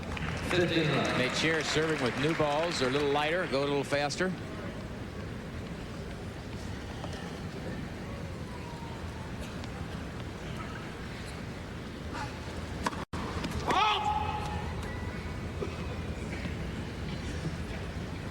Don't forget, final round coverage of the Masters follows our championship tennis action. 15. And a double fault. First of the match for Mecir. 15 all.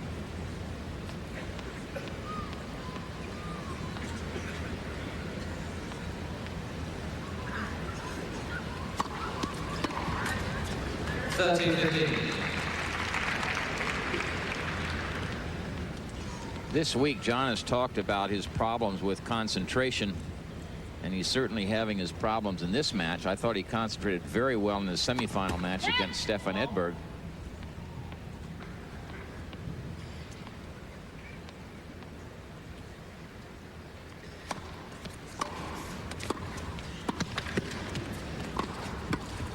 Yes. Everything to the forehand side of McEnroe. 30.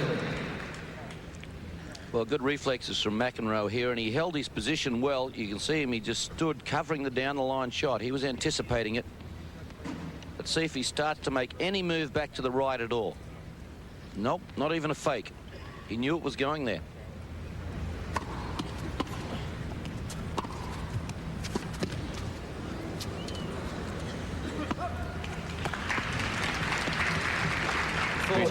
Mecir took that ball early and wrong-footed McEnroe. Trying to keep the pressure on.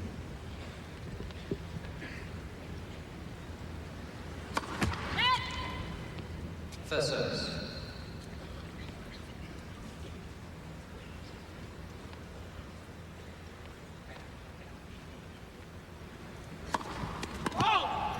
Juice.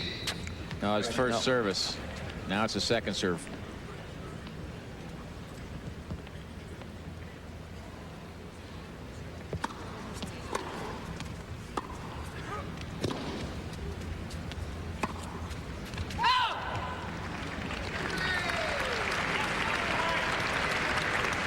He's only good at reading lips. That's all he's good at. Very good at reading lips.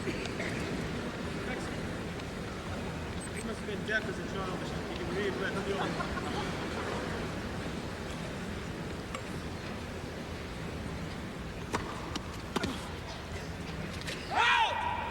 Advantage Mecir.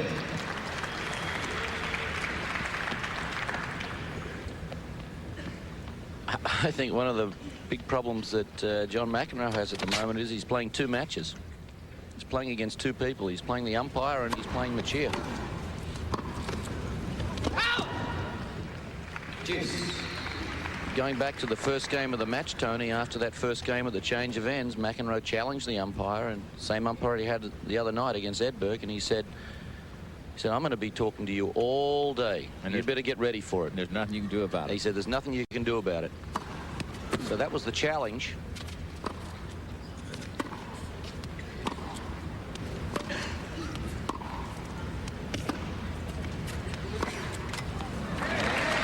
And the problem that John seems to be facing right now is that the umpire has already given him 2 penalty points, or 1 penalty point against him, and a warning prior to that. And he's losing the match with the umpire. I think that's concerning him. Great point for John. Losing the match to Mecir as well. 4-1 in the third. McEnroe has not been highly successful breaking through at opportunities like this one.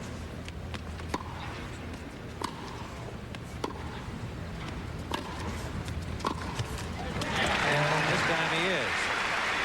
And yet another break in this unusual third set.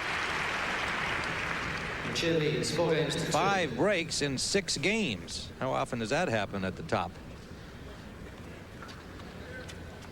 It might happen on clay, but you don't see it happen indoors very often on a faster surface. McEnroe still down a break at 2-4.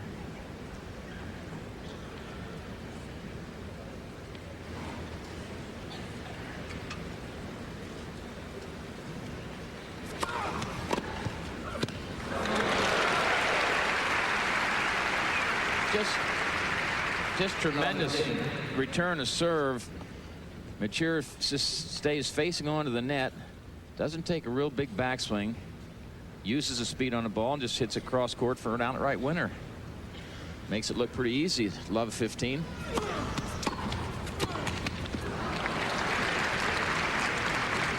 He hardly has, on that return, he hardly had any backswing, did he?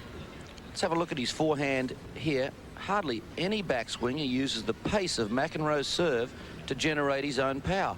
That's also how he can take it so early. Not a lot of people are able to do that. That's a talent.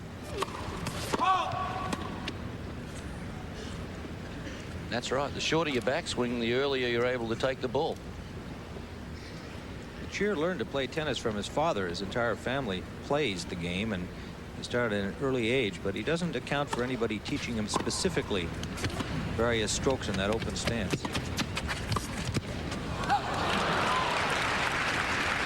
Well, it's love 40 and another loose point by McEnroe. 3 break points. John has fought back twice to get back from 2 breaks down to 1 break, and now it looks like he's going to lose it and get back down 2 breaks in his 3rd set.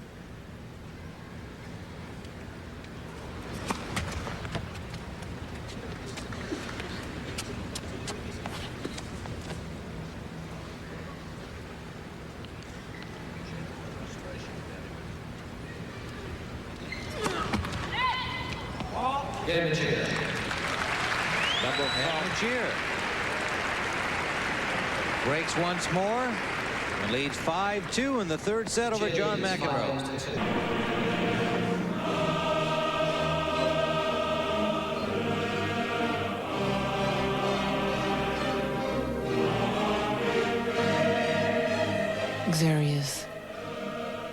Xerius, I shall love you. Xerius de Givenchy.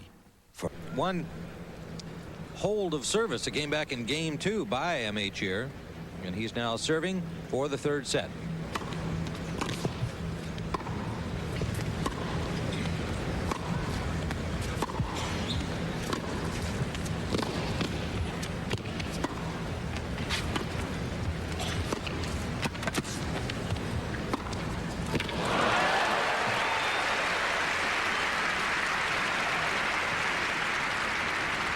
Talk about using the whole court. We'll take another look. A roll here, so John can't make an offensive volley. McEnroe waits to cover the down the line. This time Mecir rolls it cross court. We're back live.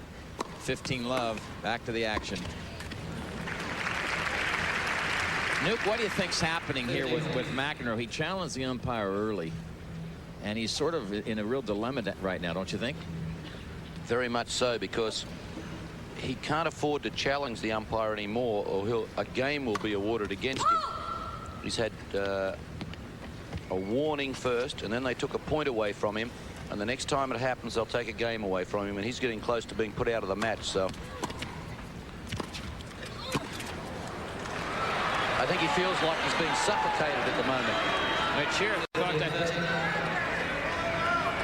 Mecir thought the ball was well out over the baseline. We'll have another look, see if we can tell.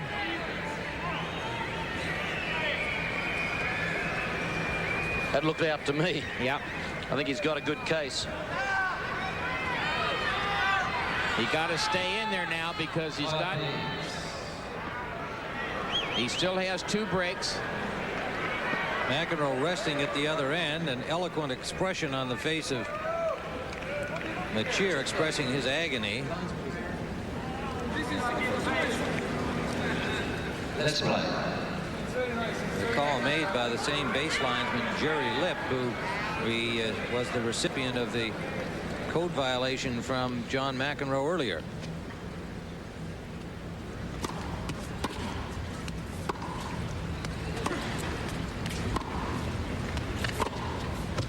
That's wide. 30. Here's a look at that ball from a low angle. It's tough to tell in the replay. Whatever, it's 30-all. It's You're serving for the third set.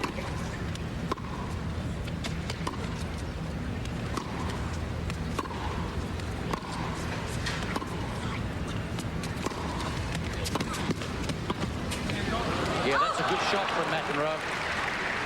And Full again, stretch. Mecir pounding on that forehand of John McEnroe, and Mac pulled it off that time. He's got a break point.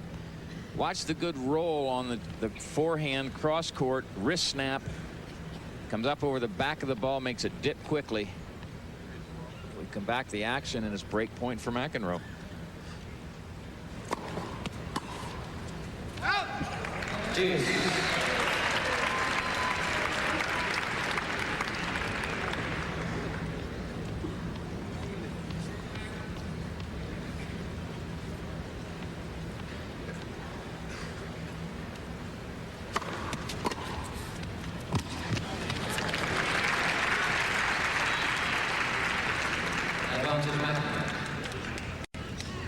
Another break point. That was a pretty good return, and he took it so early. It was, but you know, I'm beginning to wonder whether Mecir is playing too much to the forehand now and make it stronger and stronger. And no one's going to say McEnroe's forehand is bad. No, it's not a weakness. Not at all.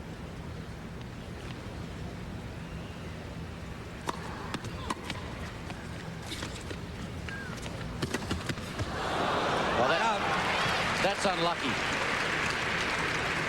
Also not really a smart play. He was in such a good position. He didn't have to take that big a swing at it.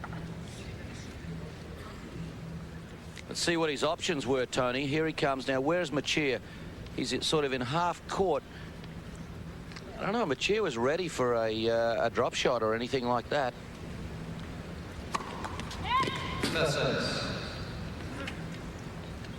About 1/10 of an inch higher, and he would have made the shot.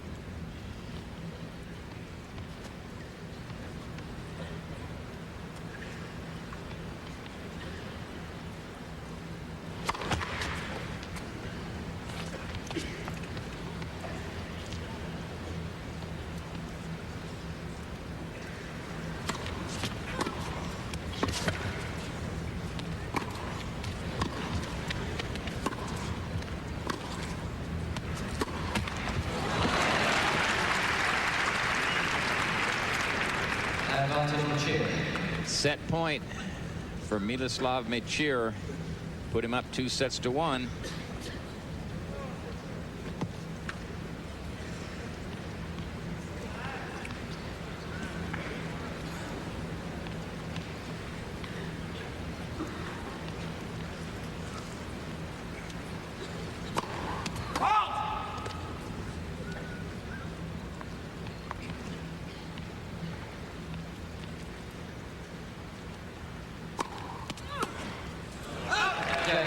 And he got it. 6-2. So on a strange third set, in which we saw 6 breaks of service, Please keep the seats. Mecir has taken a 2-1 lead.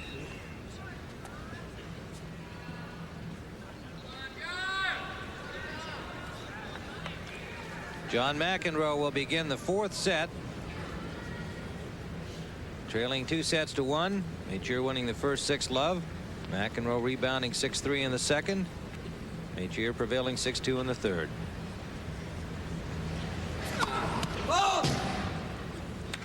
Would have been good in doubles.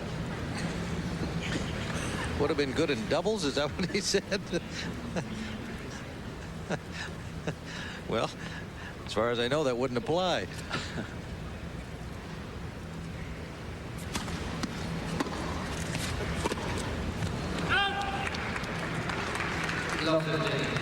I guess I didn't think of it, Tim, before, but some of our viewers may wonder at the strange-looking court with no doubles lines out there.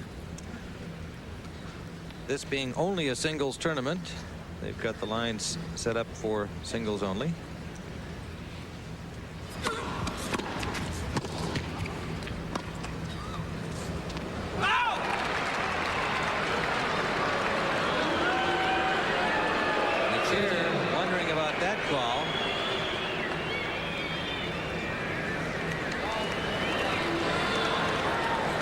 looking for some kind of affirmation. One thing you're not going to see is a mark on the court. McEnroe is down on his knees looking for a mark on behalf of Mecir.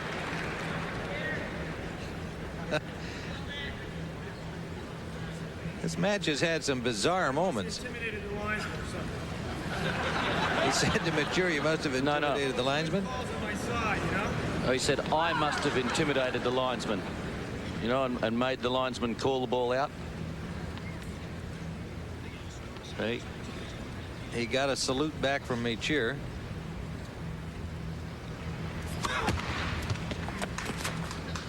That was all to do with previously in the match when McEnroe's been arguing. Mecir has sort of hasn't said anything, but he showed that he was a bit upset by all the antics. So McEnroe's saying now, well, maybe I am intimidating the linesman, huh?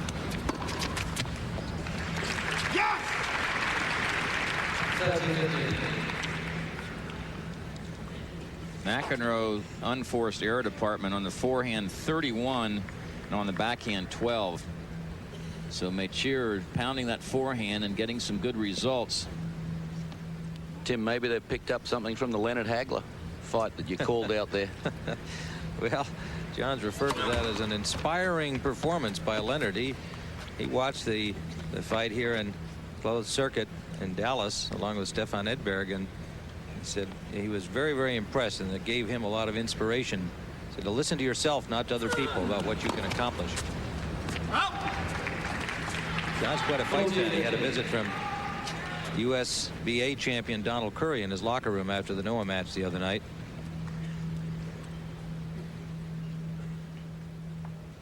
(40-15) first game of the fourth set.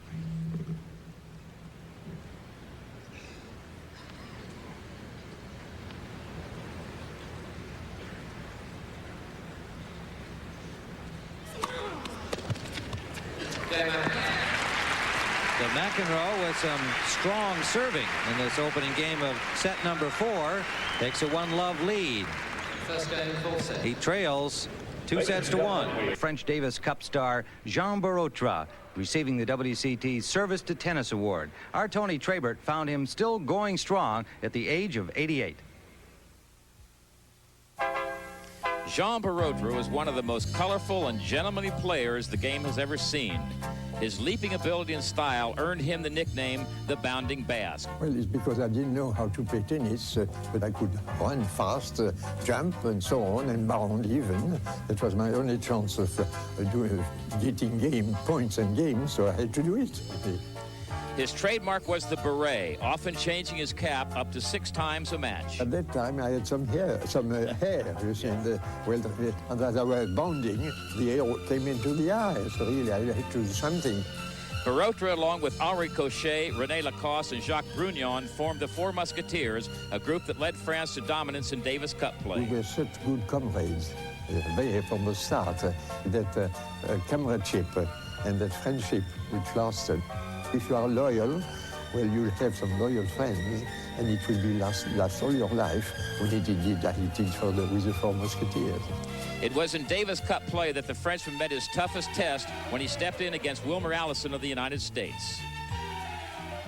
They threw me on the court, and I played very badly the year before because I was really getting old. Unfortunately, he never seen me play. I always said I beat him. Really, that day, I was just astonished myself. But I think the next day he would have beaten me. Barotra stopped playing tennis 2 months ago following an injury.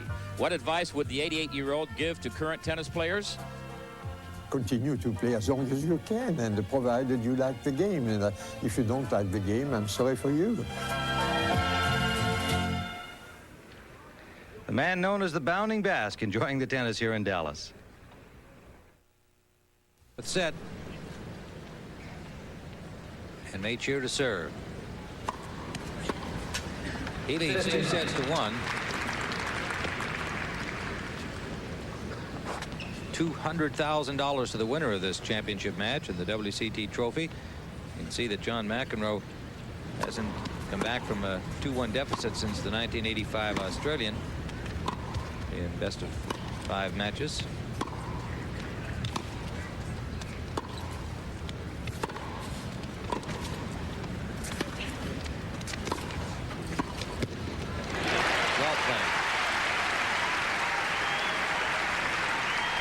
Some good deception and different swings by McEnroe on that point. He goes under a forehand. Now that one he goes underneath. And now he blocks it into the open court. But prior to that, he had hit a couple of sliced forehands, which you seldom see him do. He likes to roll it, trying to take some pace off and keep the ball down.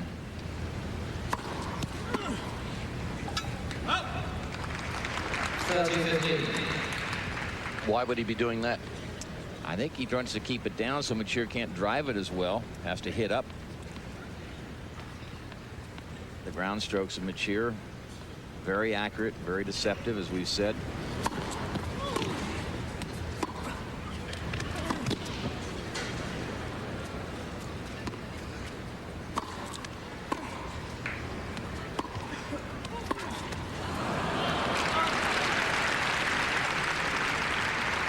Mecir just keeps niggling away at you, doesn't he?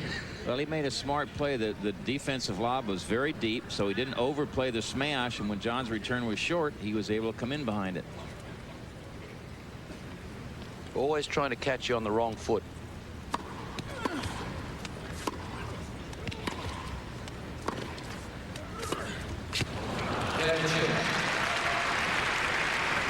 So Mecir holds service in his first effort here in the fourth set, and we're all even at 1. Tony, I find Mecir really interesting to watch because he plays a thinking man's game. He's hitting a ball with the idea of what's going to happen 3 or 4 shots later. Yeah, these two guys are, to me, the most fun to watch because they have a variety to their game. A lot of the players out there play it one way only. They just hit the ball, and that's that shot, and then whatever comes next, whereas... No way that was out. No, that was his best crack of the entire match. He knocked that 6 feet long, and they had said derisively there was no way that was out. Somewhat self-deprecating humor that time instead of directed elsewhere. Great shot.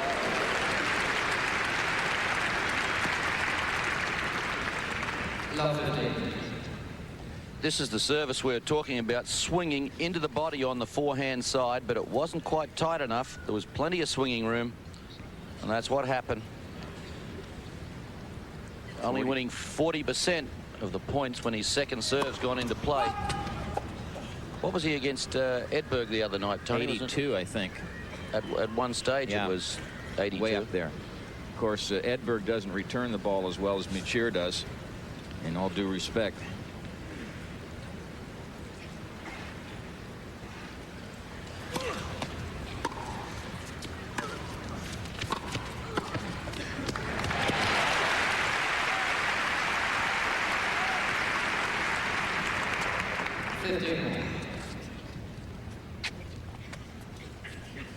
John really has to battle not to give up his serve here early in this fourth set.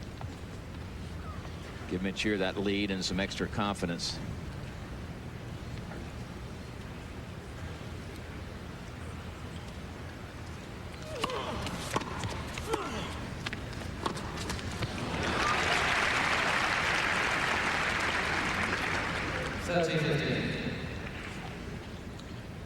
Do you agree with Mats Verlander's statement that Mecir could be #1 in a couple of years' time? He may be. I think he's got a chance to improve his serve some. He's only 22. Sure does the rest of it well.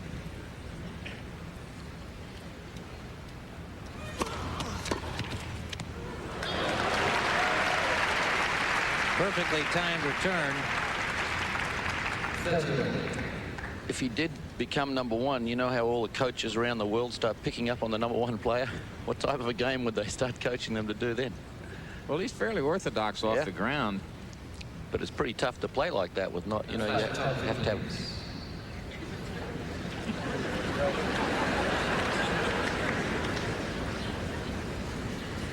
You have to have great feel and touch to be able to play the way he does.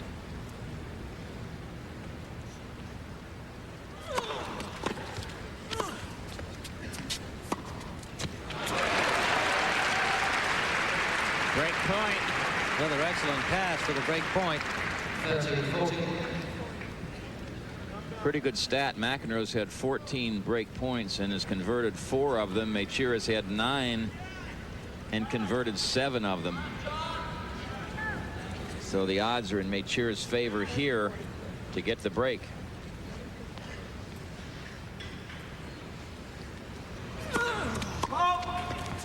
And the odds must come up now. As we saw a while ago, McEnroe has only been winning 40% of the points when his second serve has gone into play.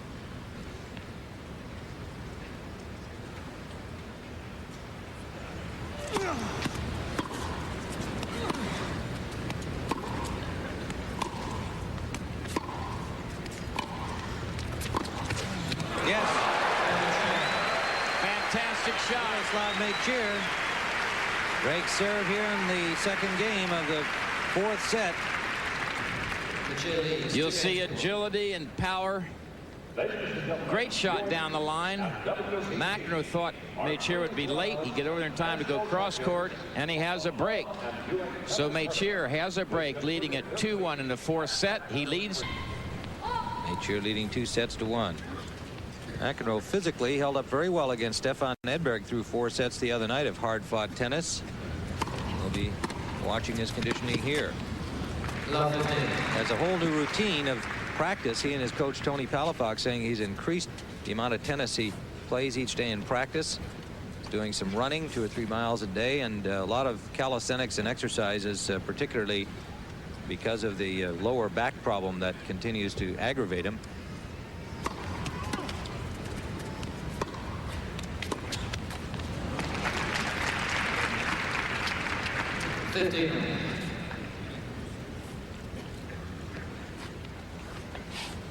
The unforced errors to winners. McEnroe at -15, so he's made that many more mistakes. That's a lot of unforced errors. I wonder how many, though, have actually been forced, because they look easy, but he's actually off balance because of Mecir's direction of shot.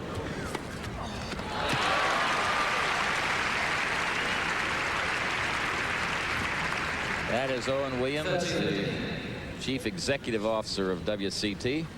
Played against him at Wimbledon back in the 50s. He promoted tennis in South Africa. Does a great job, a fine gentleman. Speaking of a fellow doing a great job and a fine gentleman, Mecir playing a heck of a match. 30. Apparently he got interested in baseball when he went to a minor league game in Indianapolis, and he's been following it on television when he's been playing in the U.S. Of course, there's none played in Czechoslovakia, and evidently he'll be the first man to return with a baseball glove and a baseball bat if he takes it back home.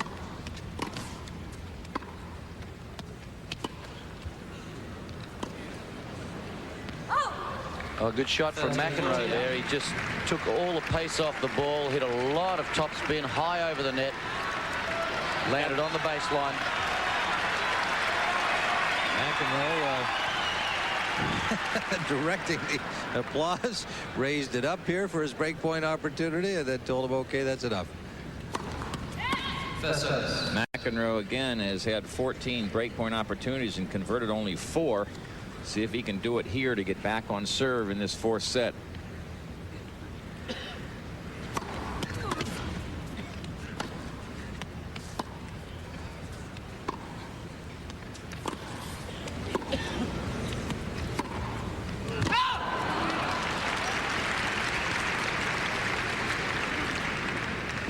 That's 4 of 15. It's still Mecir playing the McEnroe forehand. You know, I've always felt mechanically it's easier to hit a backhand than a forehand. More of the top players have better backhands than forehands, but he's really taking advantage of John's forehand.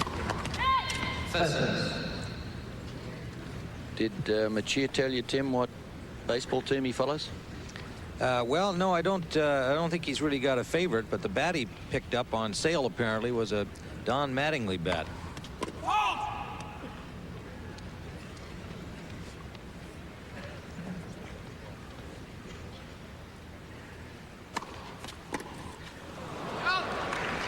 Whoa. Advantage Mecir. That one hit the backstop on the fly. He's trying to take it early and gamble a little bit. Advantage Mecir.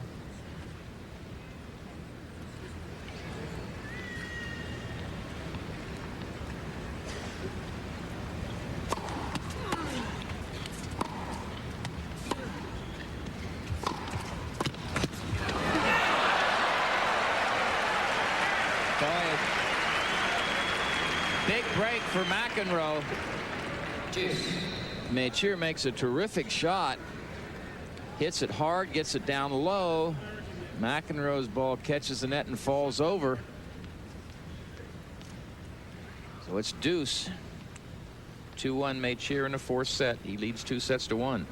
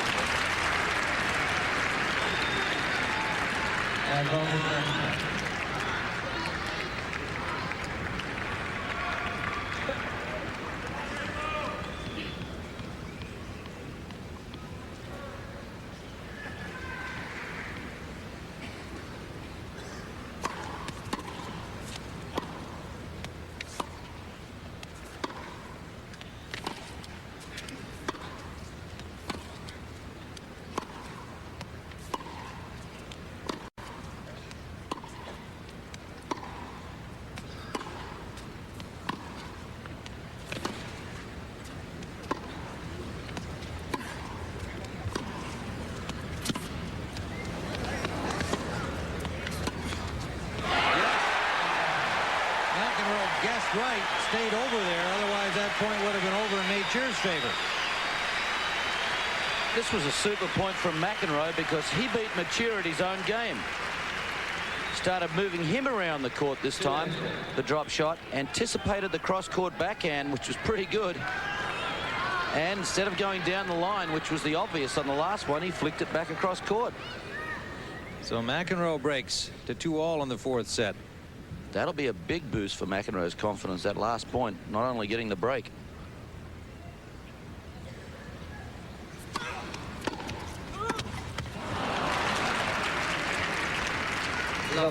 He also got the break with a forehand.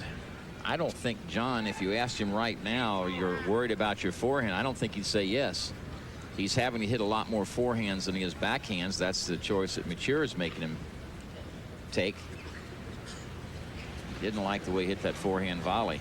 You can see he hasn't had an ace today after 15 against Edberg and 6 in his first round match.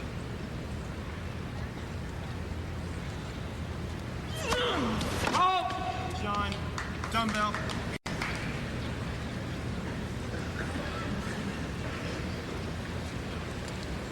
Self-directed dumbbell.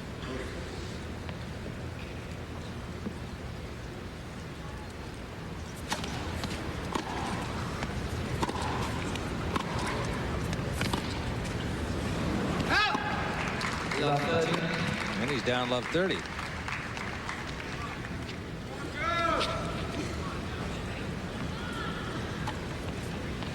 That percentage keeps dropping a notch or two with each game. I've always felt that that's the best swing you ever get at your opponent is off of his second serve, because once they make one volley, the ball's down and you're normally on the run.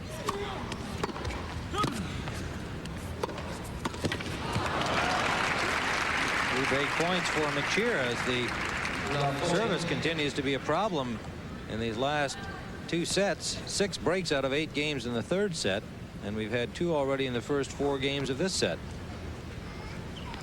A lot of that's been good returning by both players, though. It's not just that they've necessarily served badly. They both have the ground strokes.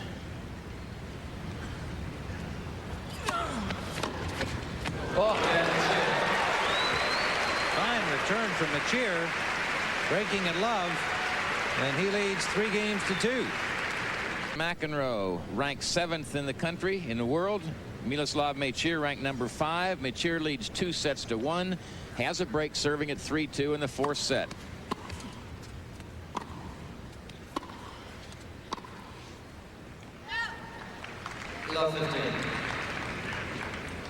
That's an incredible feat from Mecir that he's had 11 break points and won 9 of the 11. That's pretty good against a server like McEnroe. How about the last one he made, that two-hander cross court off a good serve?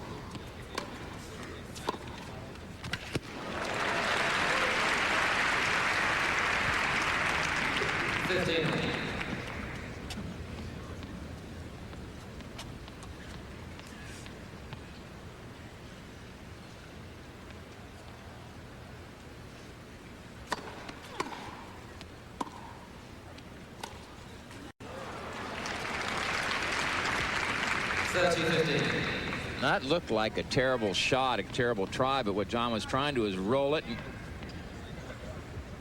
get a good angle.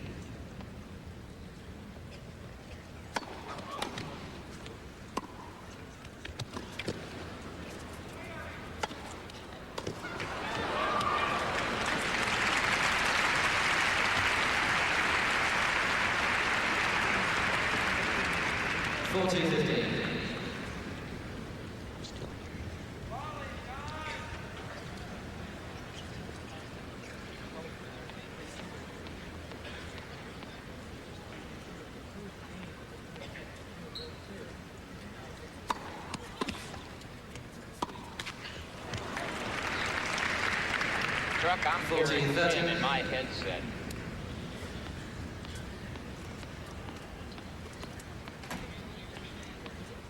Mecir trying to stretch his lead to 4-2 in the fourth set.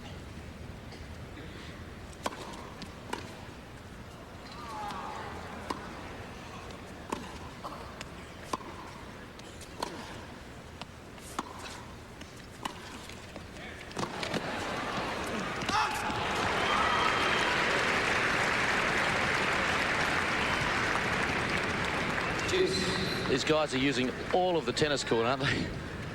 That's what makes it fun, because they can roll, they have the good touch, they have the good groundies, they serve, move so well. Well, it's deuce.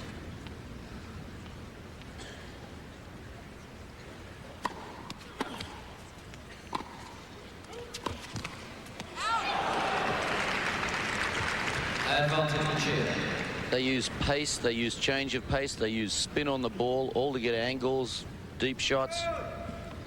Very interesting to watch.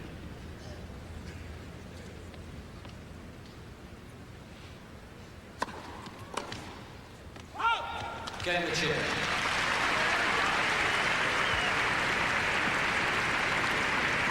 That's the situation, in case you joined us late. Mecir won the first set 6-love. McEnroe came back to win the second 6-3. Mecir has won the third 6-2. And McEnroe will be serving at 2-4 in the fourth set.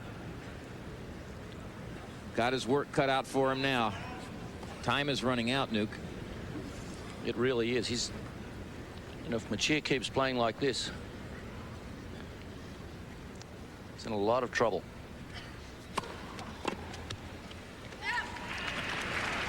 Should he be, McEnroe be coming to the net more, would you think? Doing something different? I think he's playing well from the ground. He's moving the ball around. He's hitting the ball well. He's not getting a lot of opportunity, I think, to do exactly what he wants to do out there, though. I think that's right. Mecir is dictating some of the policy. Great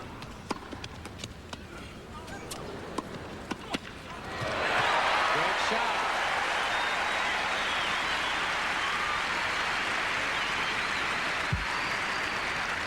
McEnroe at the net 77's converted 39. Mecir only 26, but 16 of those 26. We mentioned that at the top of the show, that McEnroe would be serving and volleying, and Mecir was going to rely on the passing shots. 30-love.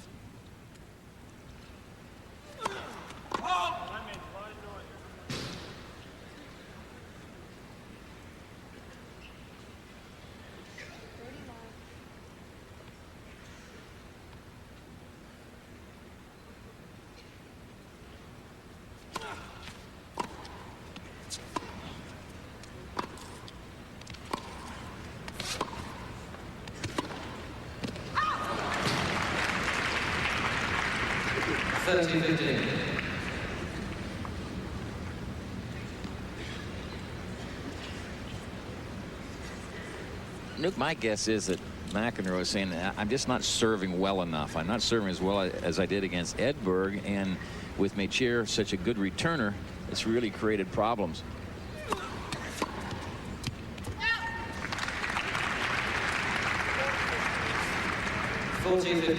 Yeah, McEnroe's like a, you know, look at it like a baseball pitcher. You have to keep changing it up all the time to get on top of the batter, and I don't think at any stage in the match he has really been on top of Mecir with his serve. And McEnroe likes to do that. He does it exceptionally well, changing the direction, the speed of the ball, serving forehand to backhand.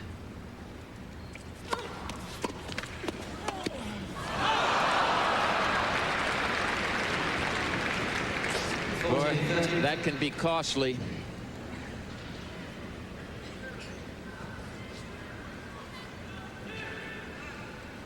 .40-30.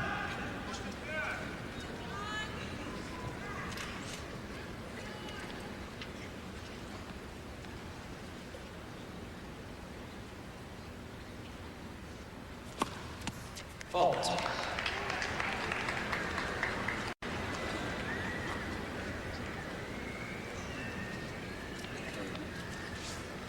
That was called by the umpire, Jerry Armstrong, because the linesperson said unsighted. Couldn't see it because of Mecir.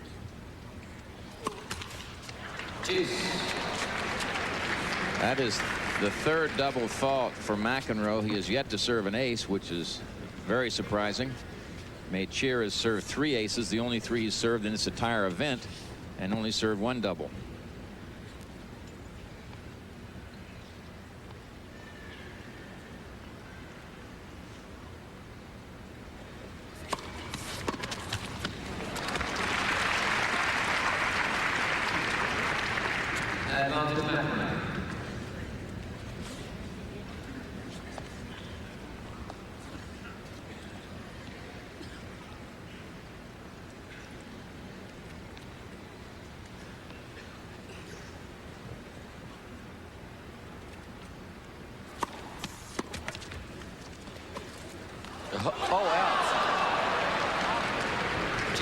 I think that may have gone in if it hadn't touched the top of the net. It ran along the net. It looked like it. Looked like it was going to fall over and would have been impossible for Mecir to get to it. And we'll watch it again.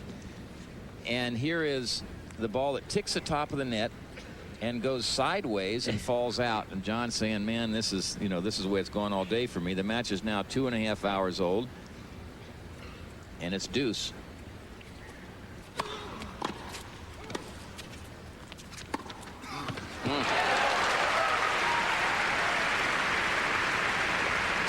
For Mecir. This could be the final nail in the coffin. Mecir can get this one. Mecir can move to 5-2 and be serving for the match.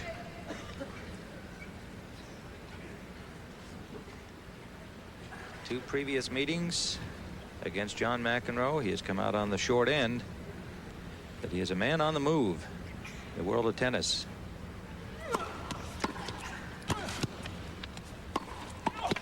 He's done it. And he does. Miloslav Mecir with yet another service break. 5-2 here in the 4th set. He'll serve for the match when we return. Fair to both players. And it is Miloslav Mecir now with a chance to serve out the match. 5-2 in the 4th set.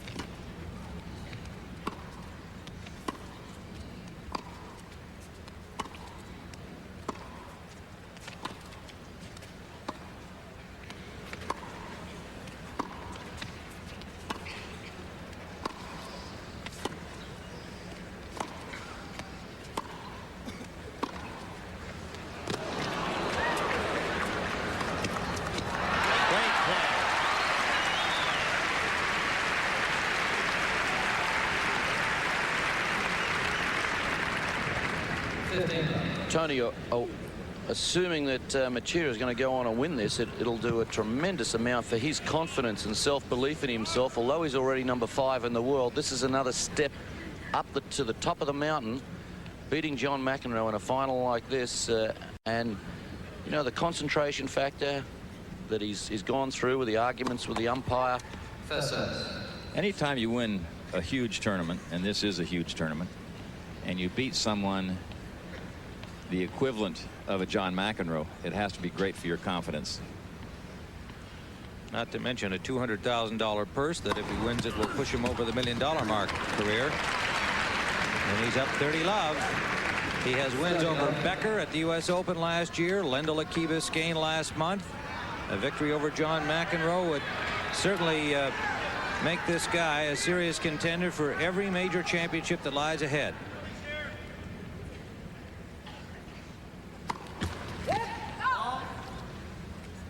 Virtually unknown to the masses of the sports public until the U.S. Open last year. What an impact he's made in that time. You saw Tatum O'Neal and John's father, John McEnroe Sr. in that shot. Not looking real happy at the way things are going. 30-15.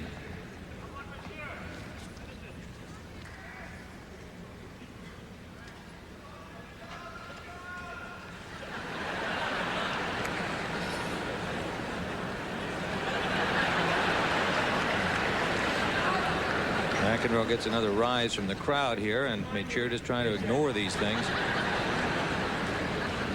It's tough for Mecir to keep his concentration. It's all he has to do. He's got 2 breaks.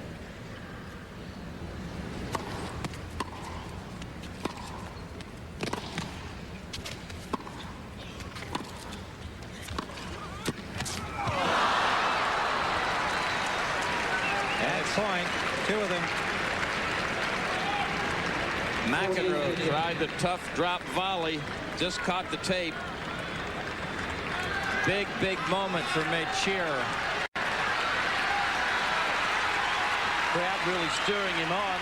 Wonder how it feels knowing that you're serving for $200,000. Buy a lot of baseball bats to take back home. Wow.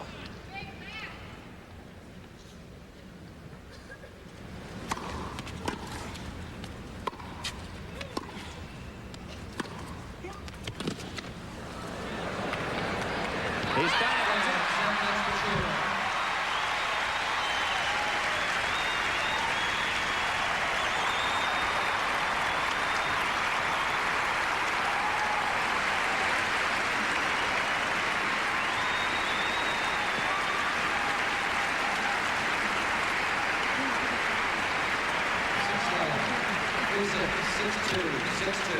Standing ovation for Miloslav Mecir. 6-2 in the 4th set over John McEnroe. An exciting championship match. CBS Sports. Well, there are the final scores, and it is Miloslav Mecir 6-2 in the 4th set over John McEnroe. A real thriller, and some brilliant play on the part of both players today, but this 22-year-old Czech has proven that he is a force to contend with in all of the majors from here on out. And here is match point, as it's long from McEnroe, and a happy Miloslav Mecir of Czechoslovakia as the WCT champion. And let's go down now to the presentation of the trophy and our Tony Trabert. Thank you very much. And ladies and gentlemen, how about another great hand for our new champion, Miloslav Mecir.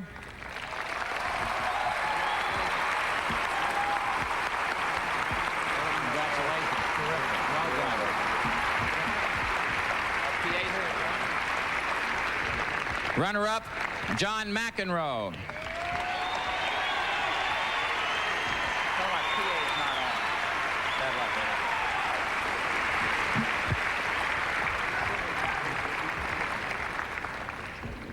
And now, ladies and gentlemen, it's my pleasure to introduce the Chief Executive Officer of WCT, Mr. Owen Williams. Thank you, Tony.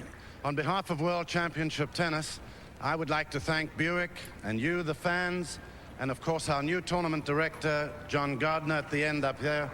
He and his team have done a fantastic job this week. I'd like to say to Miloslav, you're only the 11th to win a WCT title here in Dallas, the illustrious 11th, and we welcome you to World Championship Tennis to the roster's roll. Thank you, Tony.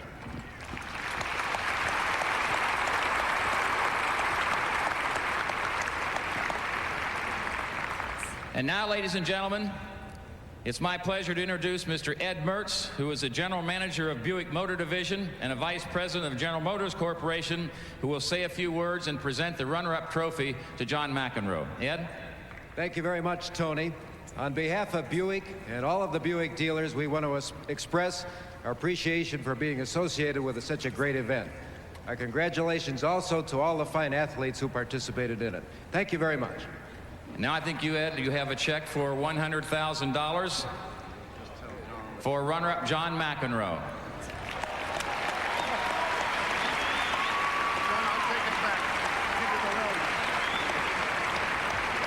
John, congratulations on a fine tournament. I know you're disappointed in the final, but you're on this trophy 4 times. Maybe next year will be a better one for you. Well, that's a hell of a runner's-up check, first of all, so. And I have been here 4 times. I figured that Miloslav deserved to win. I figured I'd set him up for the next match. Maybe he'll throw me a bone the next time. But I just would like to say that all the fans out here that came out and supported me this week, I appreciate it very much. Thank you.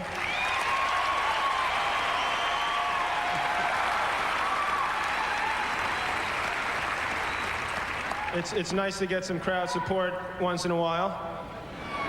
And I'd just like to finally say that playing this 10 o'clock match, maybe it was a good idea for me to play and lose this year. By the time they have the finals next year, I'll have 2 children, and I'll probably be getting up at 6 or 7 every day anyway. So I'll be ready for it. So Miloslav, stay single for a few more years. Get up late, and maybe I'll be able to get this back next year. Thank you very much.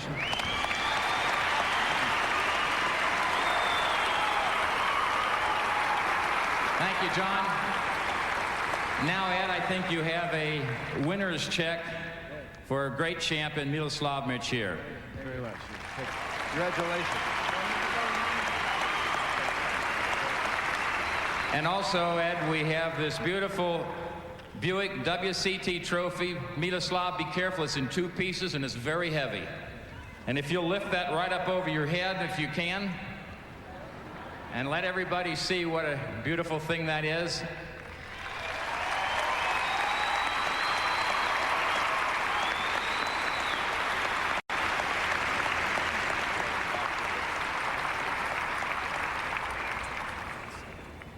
Miloslav, this has to be a tremendous win for you. What does this do for your career?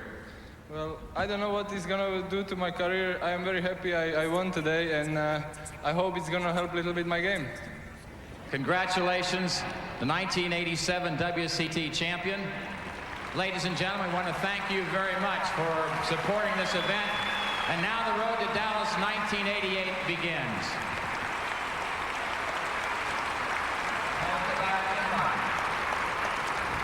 All right, Tony, there are the final scores. 6-love in the first set for Miloslav Mecir, and then McEnroe 6-3, 6-2, and 6-2 for the new WCT champion. And we'll be back in a moment. Tony and Nuke, what about this Mecir? Looks like he's ready for all the big ones. Well, he certainly is. He's be a very tough guy to beat, I think. He's an all-around, all-court player.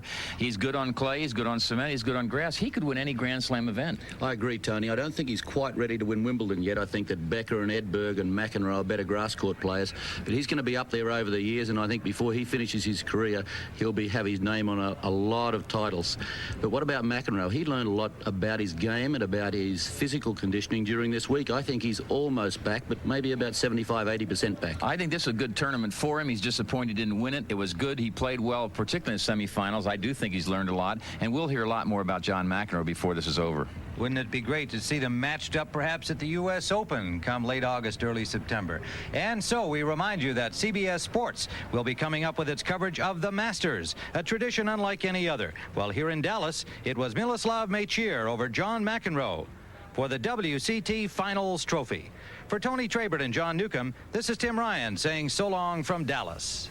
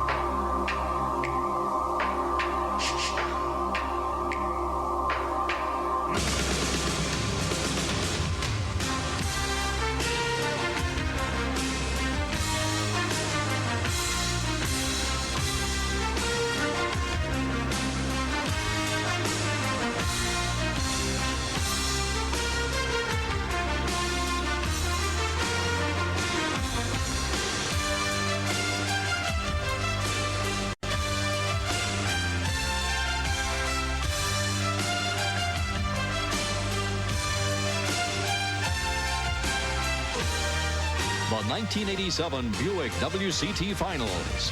Today's championship match has been sponsored by Buick and your local Buick dealers. For comfort, innovation, and a real commitment to quality, it's today's Buicks. Sun Country Wine Cooler and new Sun Country Classic.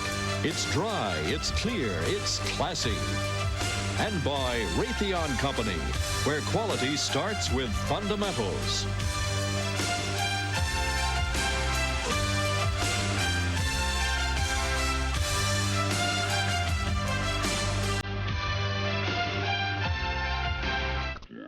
Brings out the patience in a player, and oh, does it help if you have quick feet.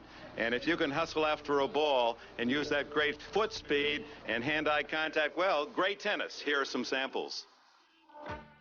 First, Miloslav Mecir's the smooth and clever Czech. Watch him teach a lesson on red clay. Never give up on a point. Seems out of this one, at least Milan Schreiber thinks so. Schreiber turns his back. He's walking away. Point to Mecir's, to the delight of the crowd. And oh my, Schreiber thought he had won it. This is Mikhail Schoppers against Yannick Noah. Oh, I love this point at center court.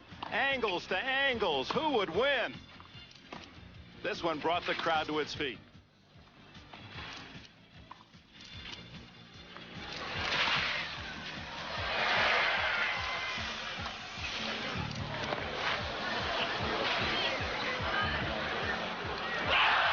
Not only did the fans enjoy it, more importantly, Schoppers and Noah did as well.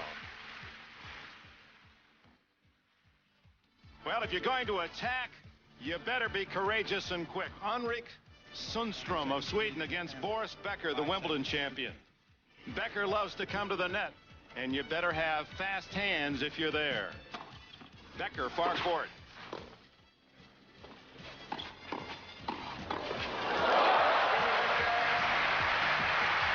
We'll see more of that at the All England Club. Martin Haite against Karl Novacek.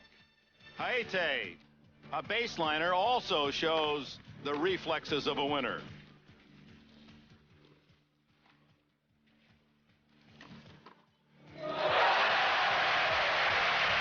Oh my. Well, those are just some of the samples of today's play and this first week. We're going to run down the results of today's action, and we'll get the reaction of Joanne and Bud to what happened on this Sunday. First, in the women's side, Chris advances to the quarterfinals against an surprise winner today, Rafael Reggi, the 14th seed. Reggi, the 21-year-old Italian, knocked out Helen Sakova, the 5th seed. The top seed, Martina Navratilova, had an easy Sunday as she breezed in straight sets over German veteran 15th-seeded Sylvia Hanukkah. Navratilova's next opponent, Claudia Kota-Kilch, the number 8 seed. Kota-Kilch, after a second-set stumble, advanced against France's Natalie Tozia. On the men's side, the winner of that exhausting Lendl-Newstrom match, and that'll be continued tomorrow, will meet Andres Gomez in the quarters. Gomez, seeded 10th, rallied from 2 sets down to beat Spain's Emilio Sanchez in a 4-hour match. The lone upset today featured Karl Novacek, and we'll get to that in a moment. First, the big cat, 5th-seeded Miroslav Mecir was a winner. Mecir ended the long shot dreams of Patrice Couchneau of France. Couchneau, wild card, ranked 325th in the world, out in straight sets. And he will meet Novacek of Czechoslovakia, unseeded, ranked 48th in the world. The 22-year-old Novacek surprised Martin Haite of Argentina in 4 sets. Bud, your feeling about the men at this point? I know you picked Mats Wilander to win it. Well, Mats has got a tough road there. He's got Yannick Noah in there, and he's also got, now the surprise for all you people, the Swedish Twitch. Kent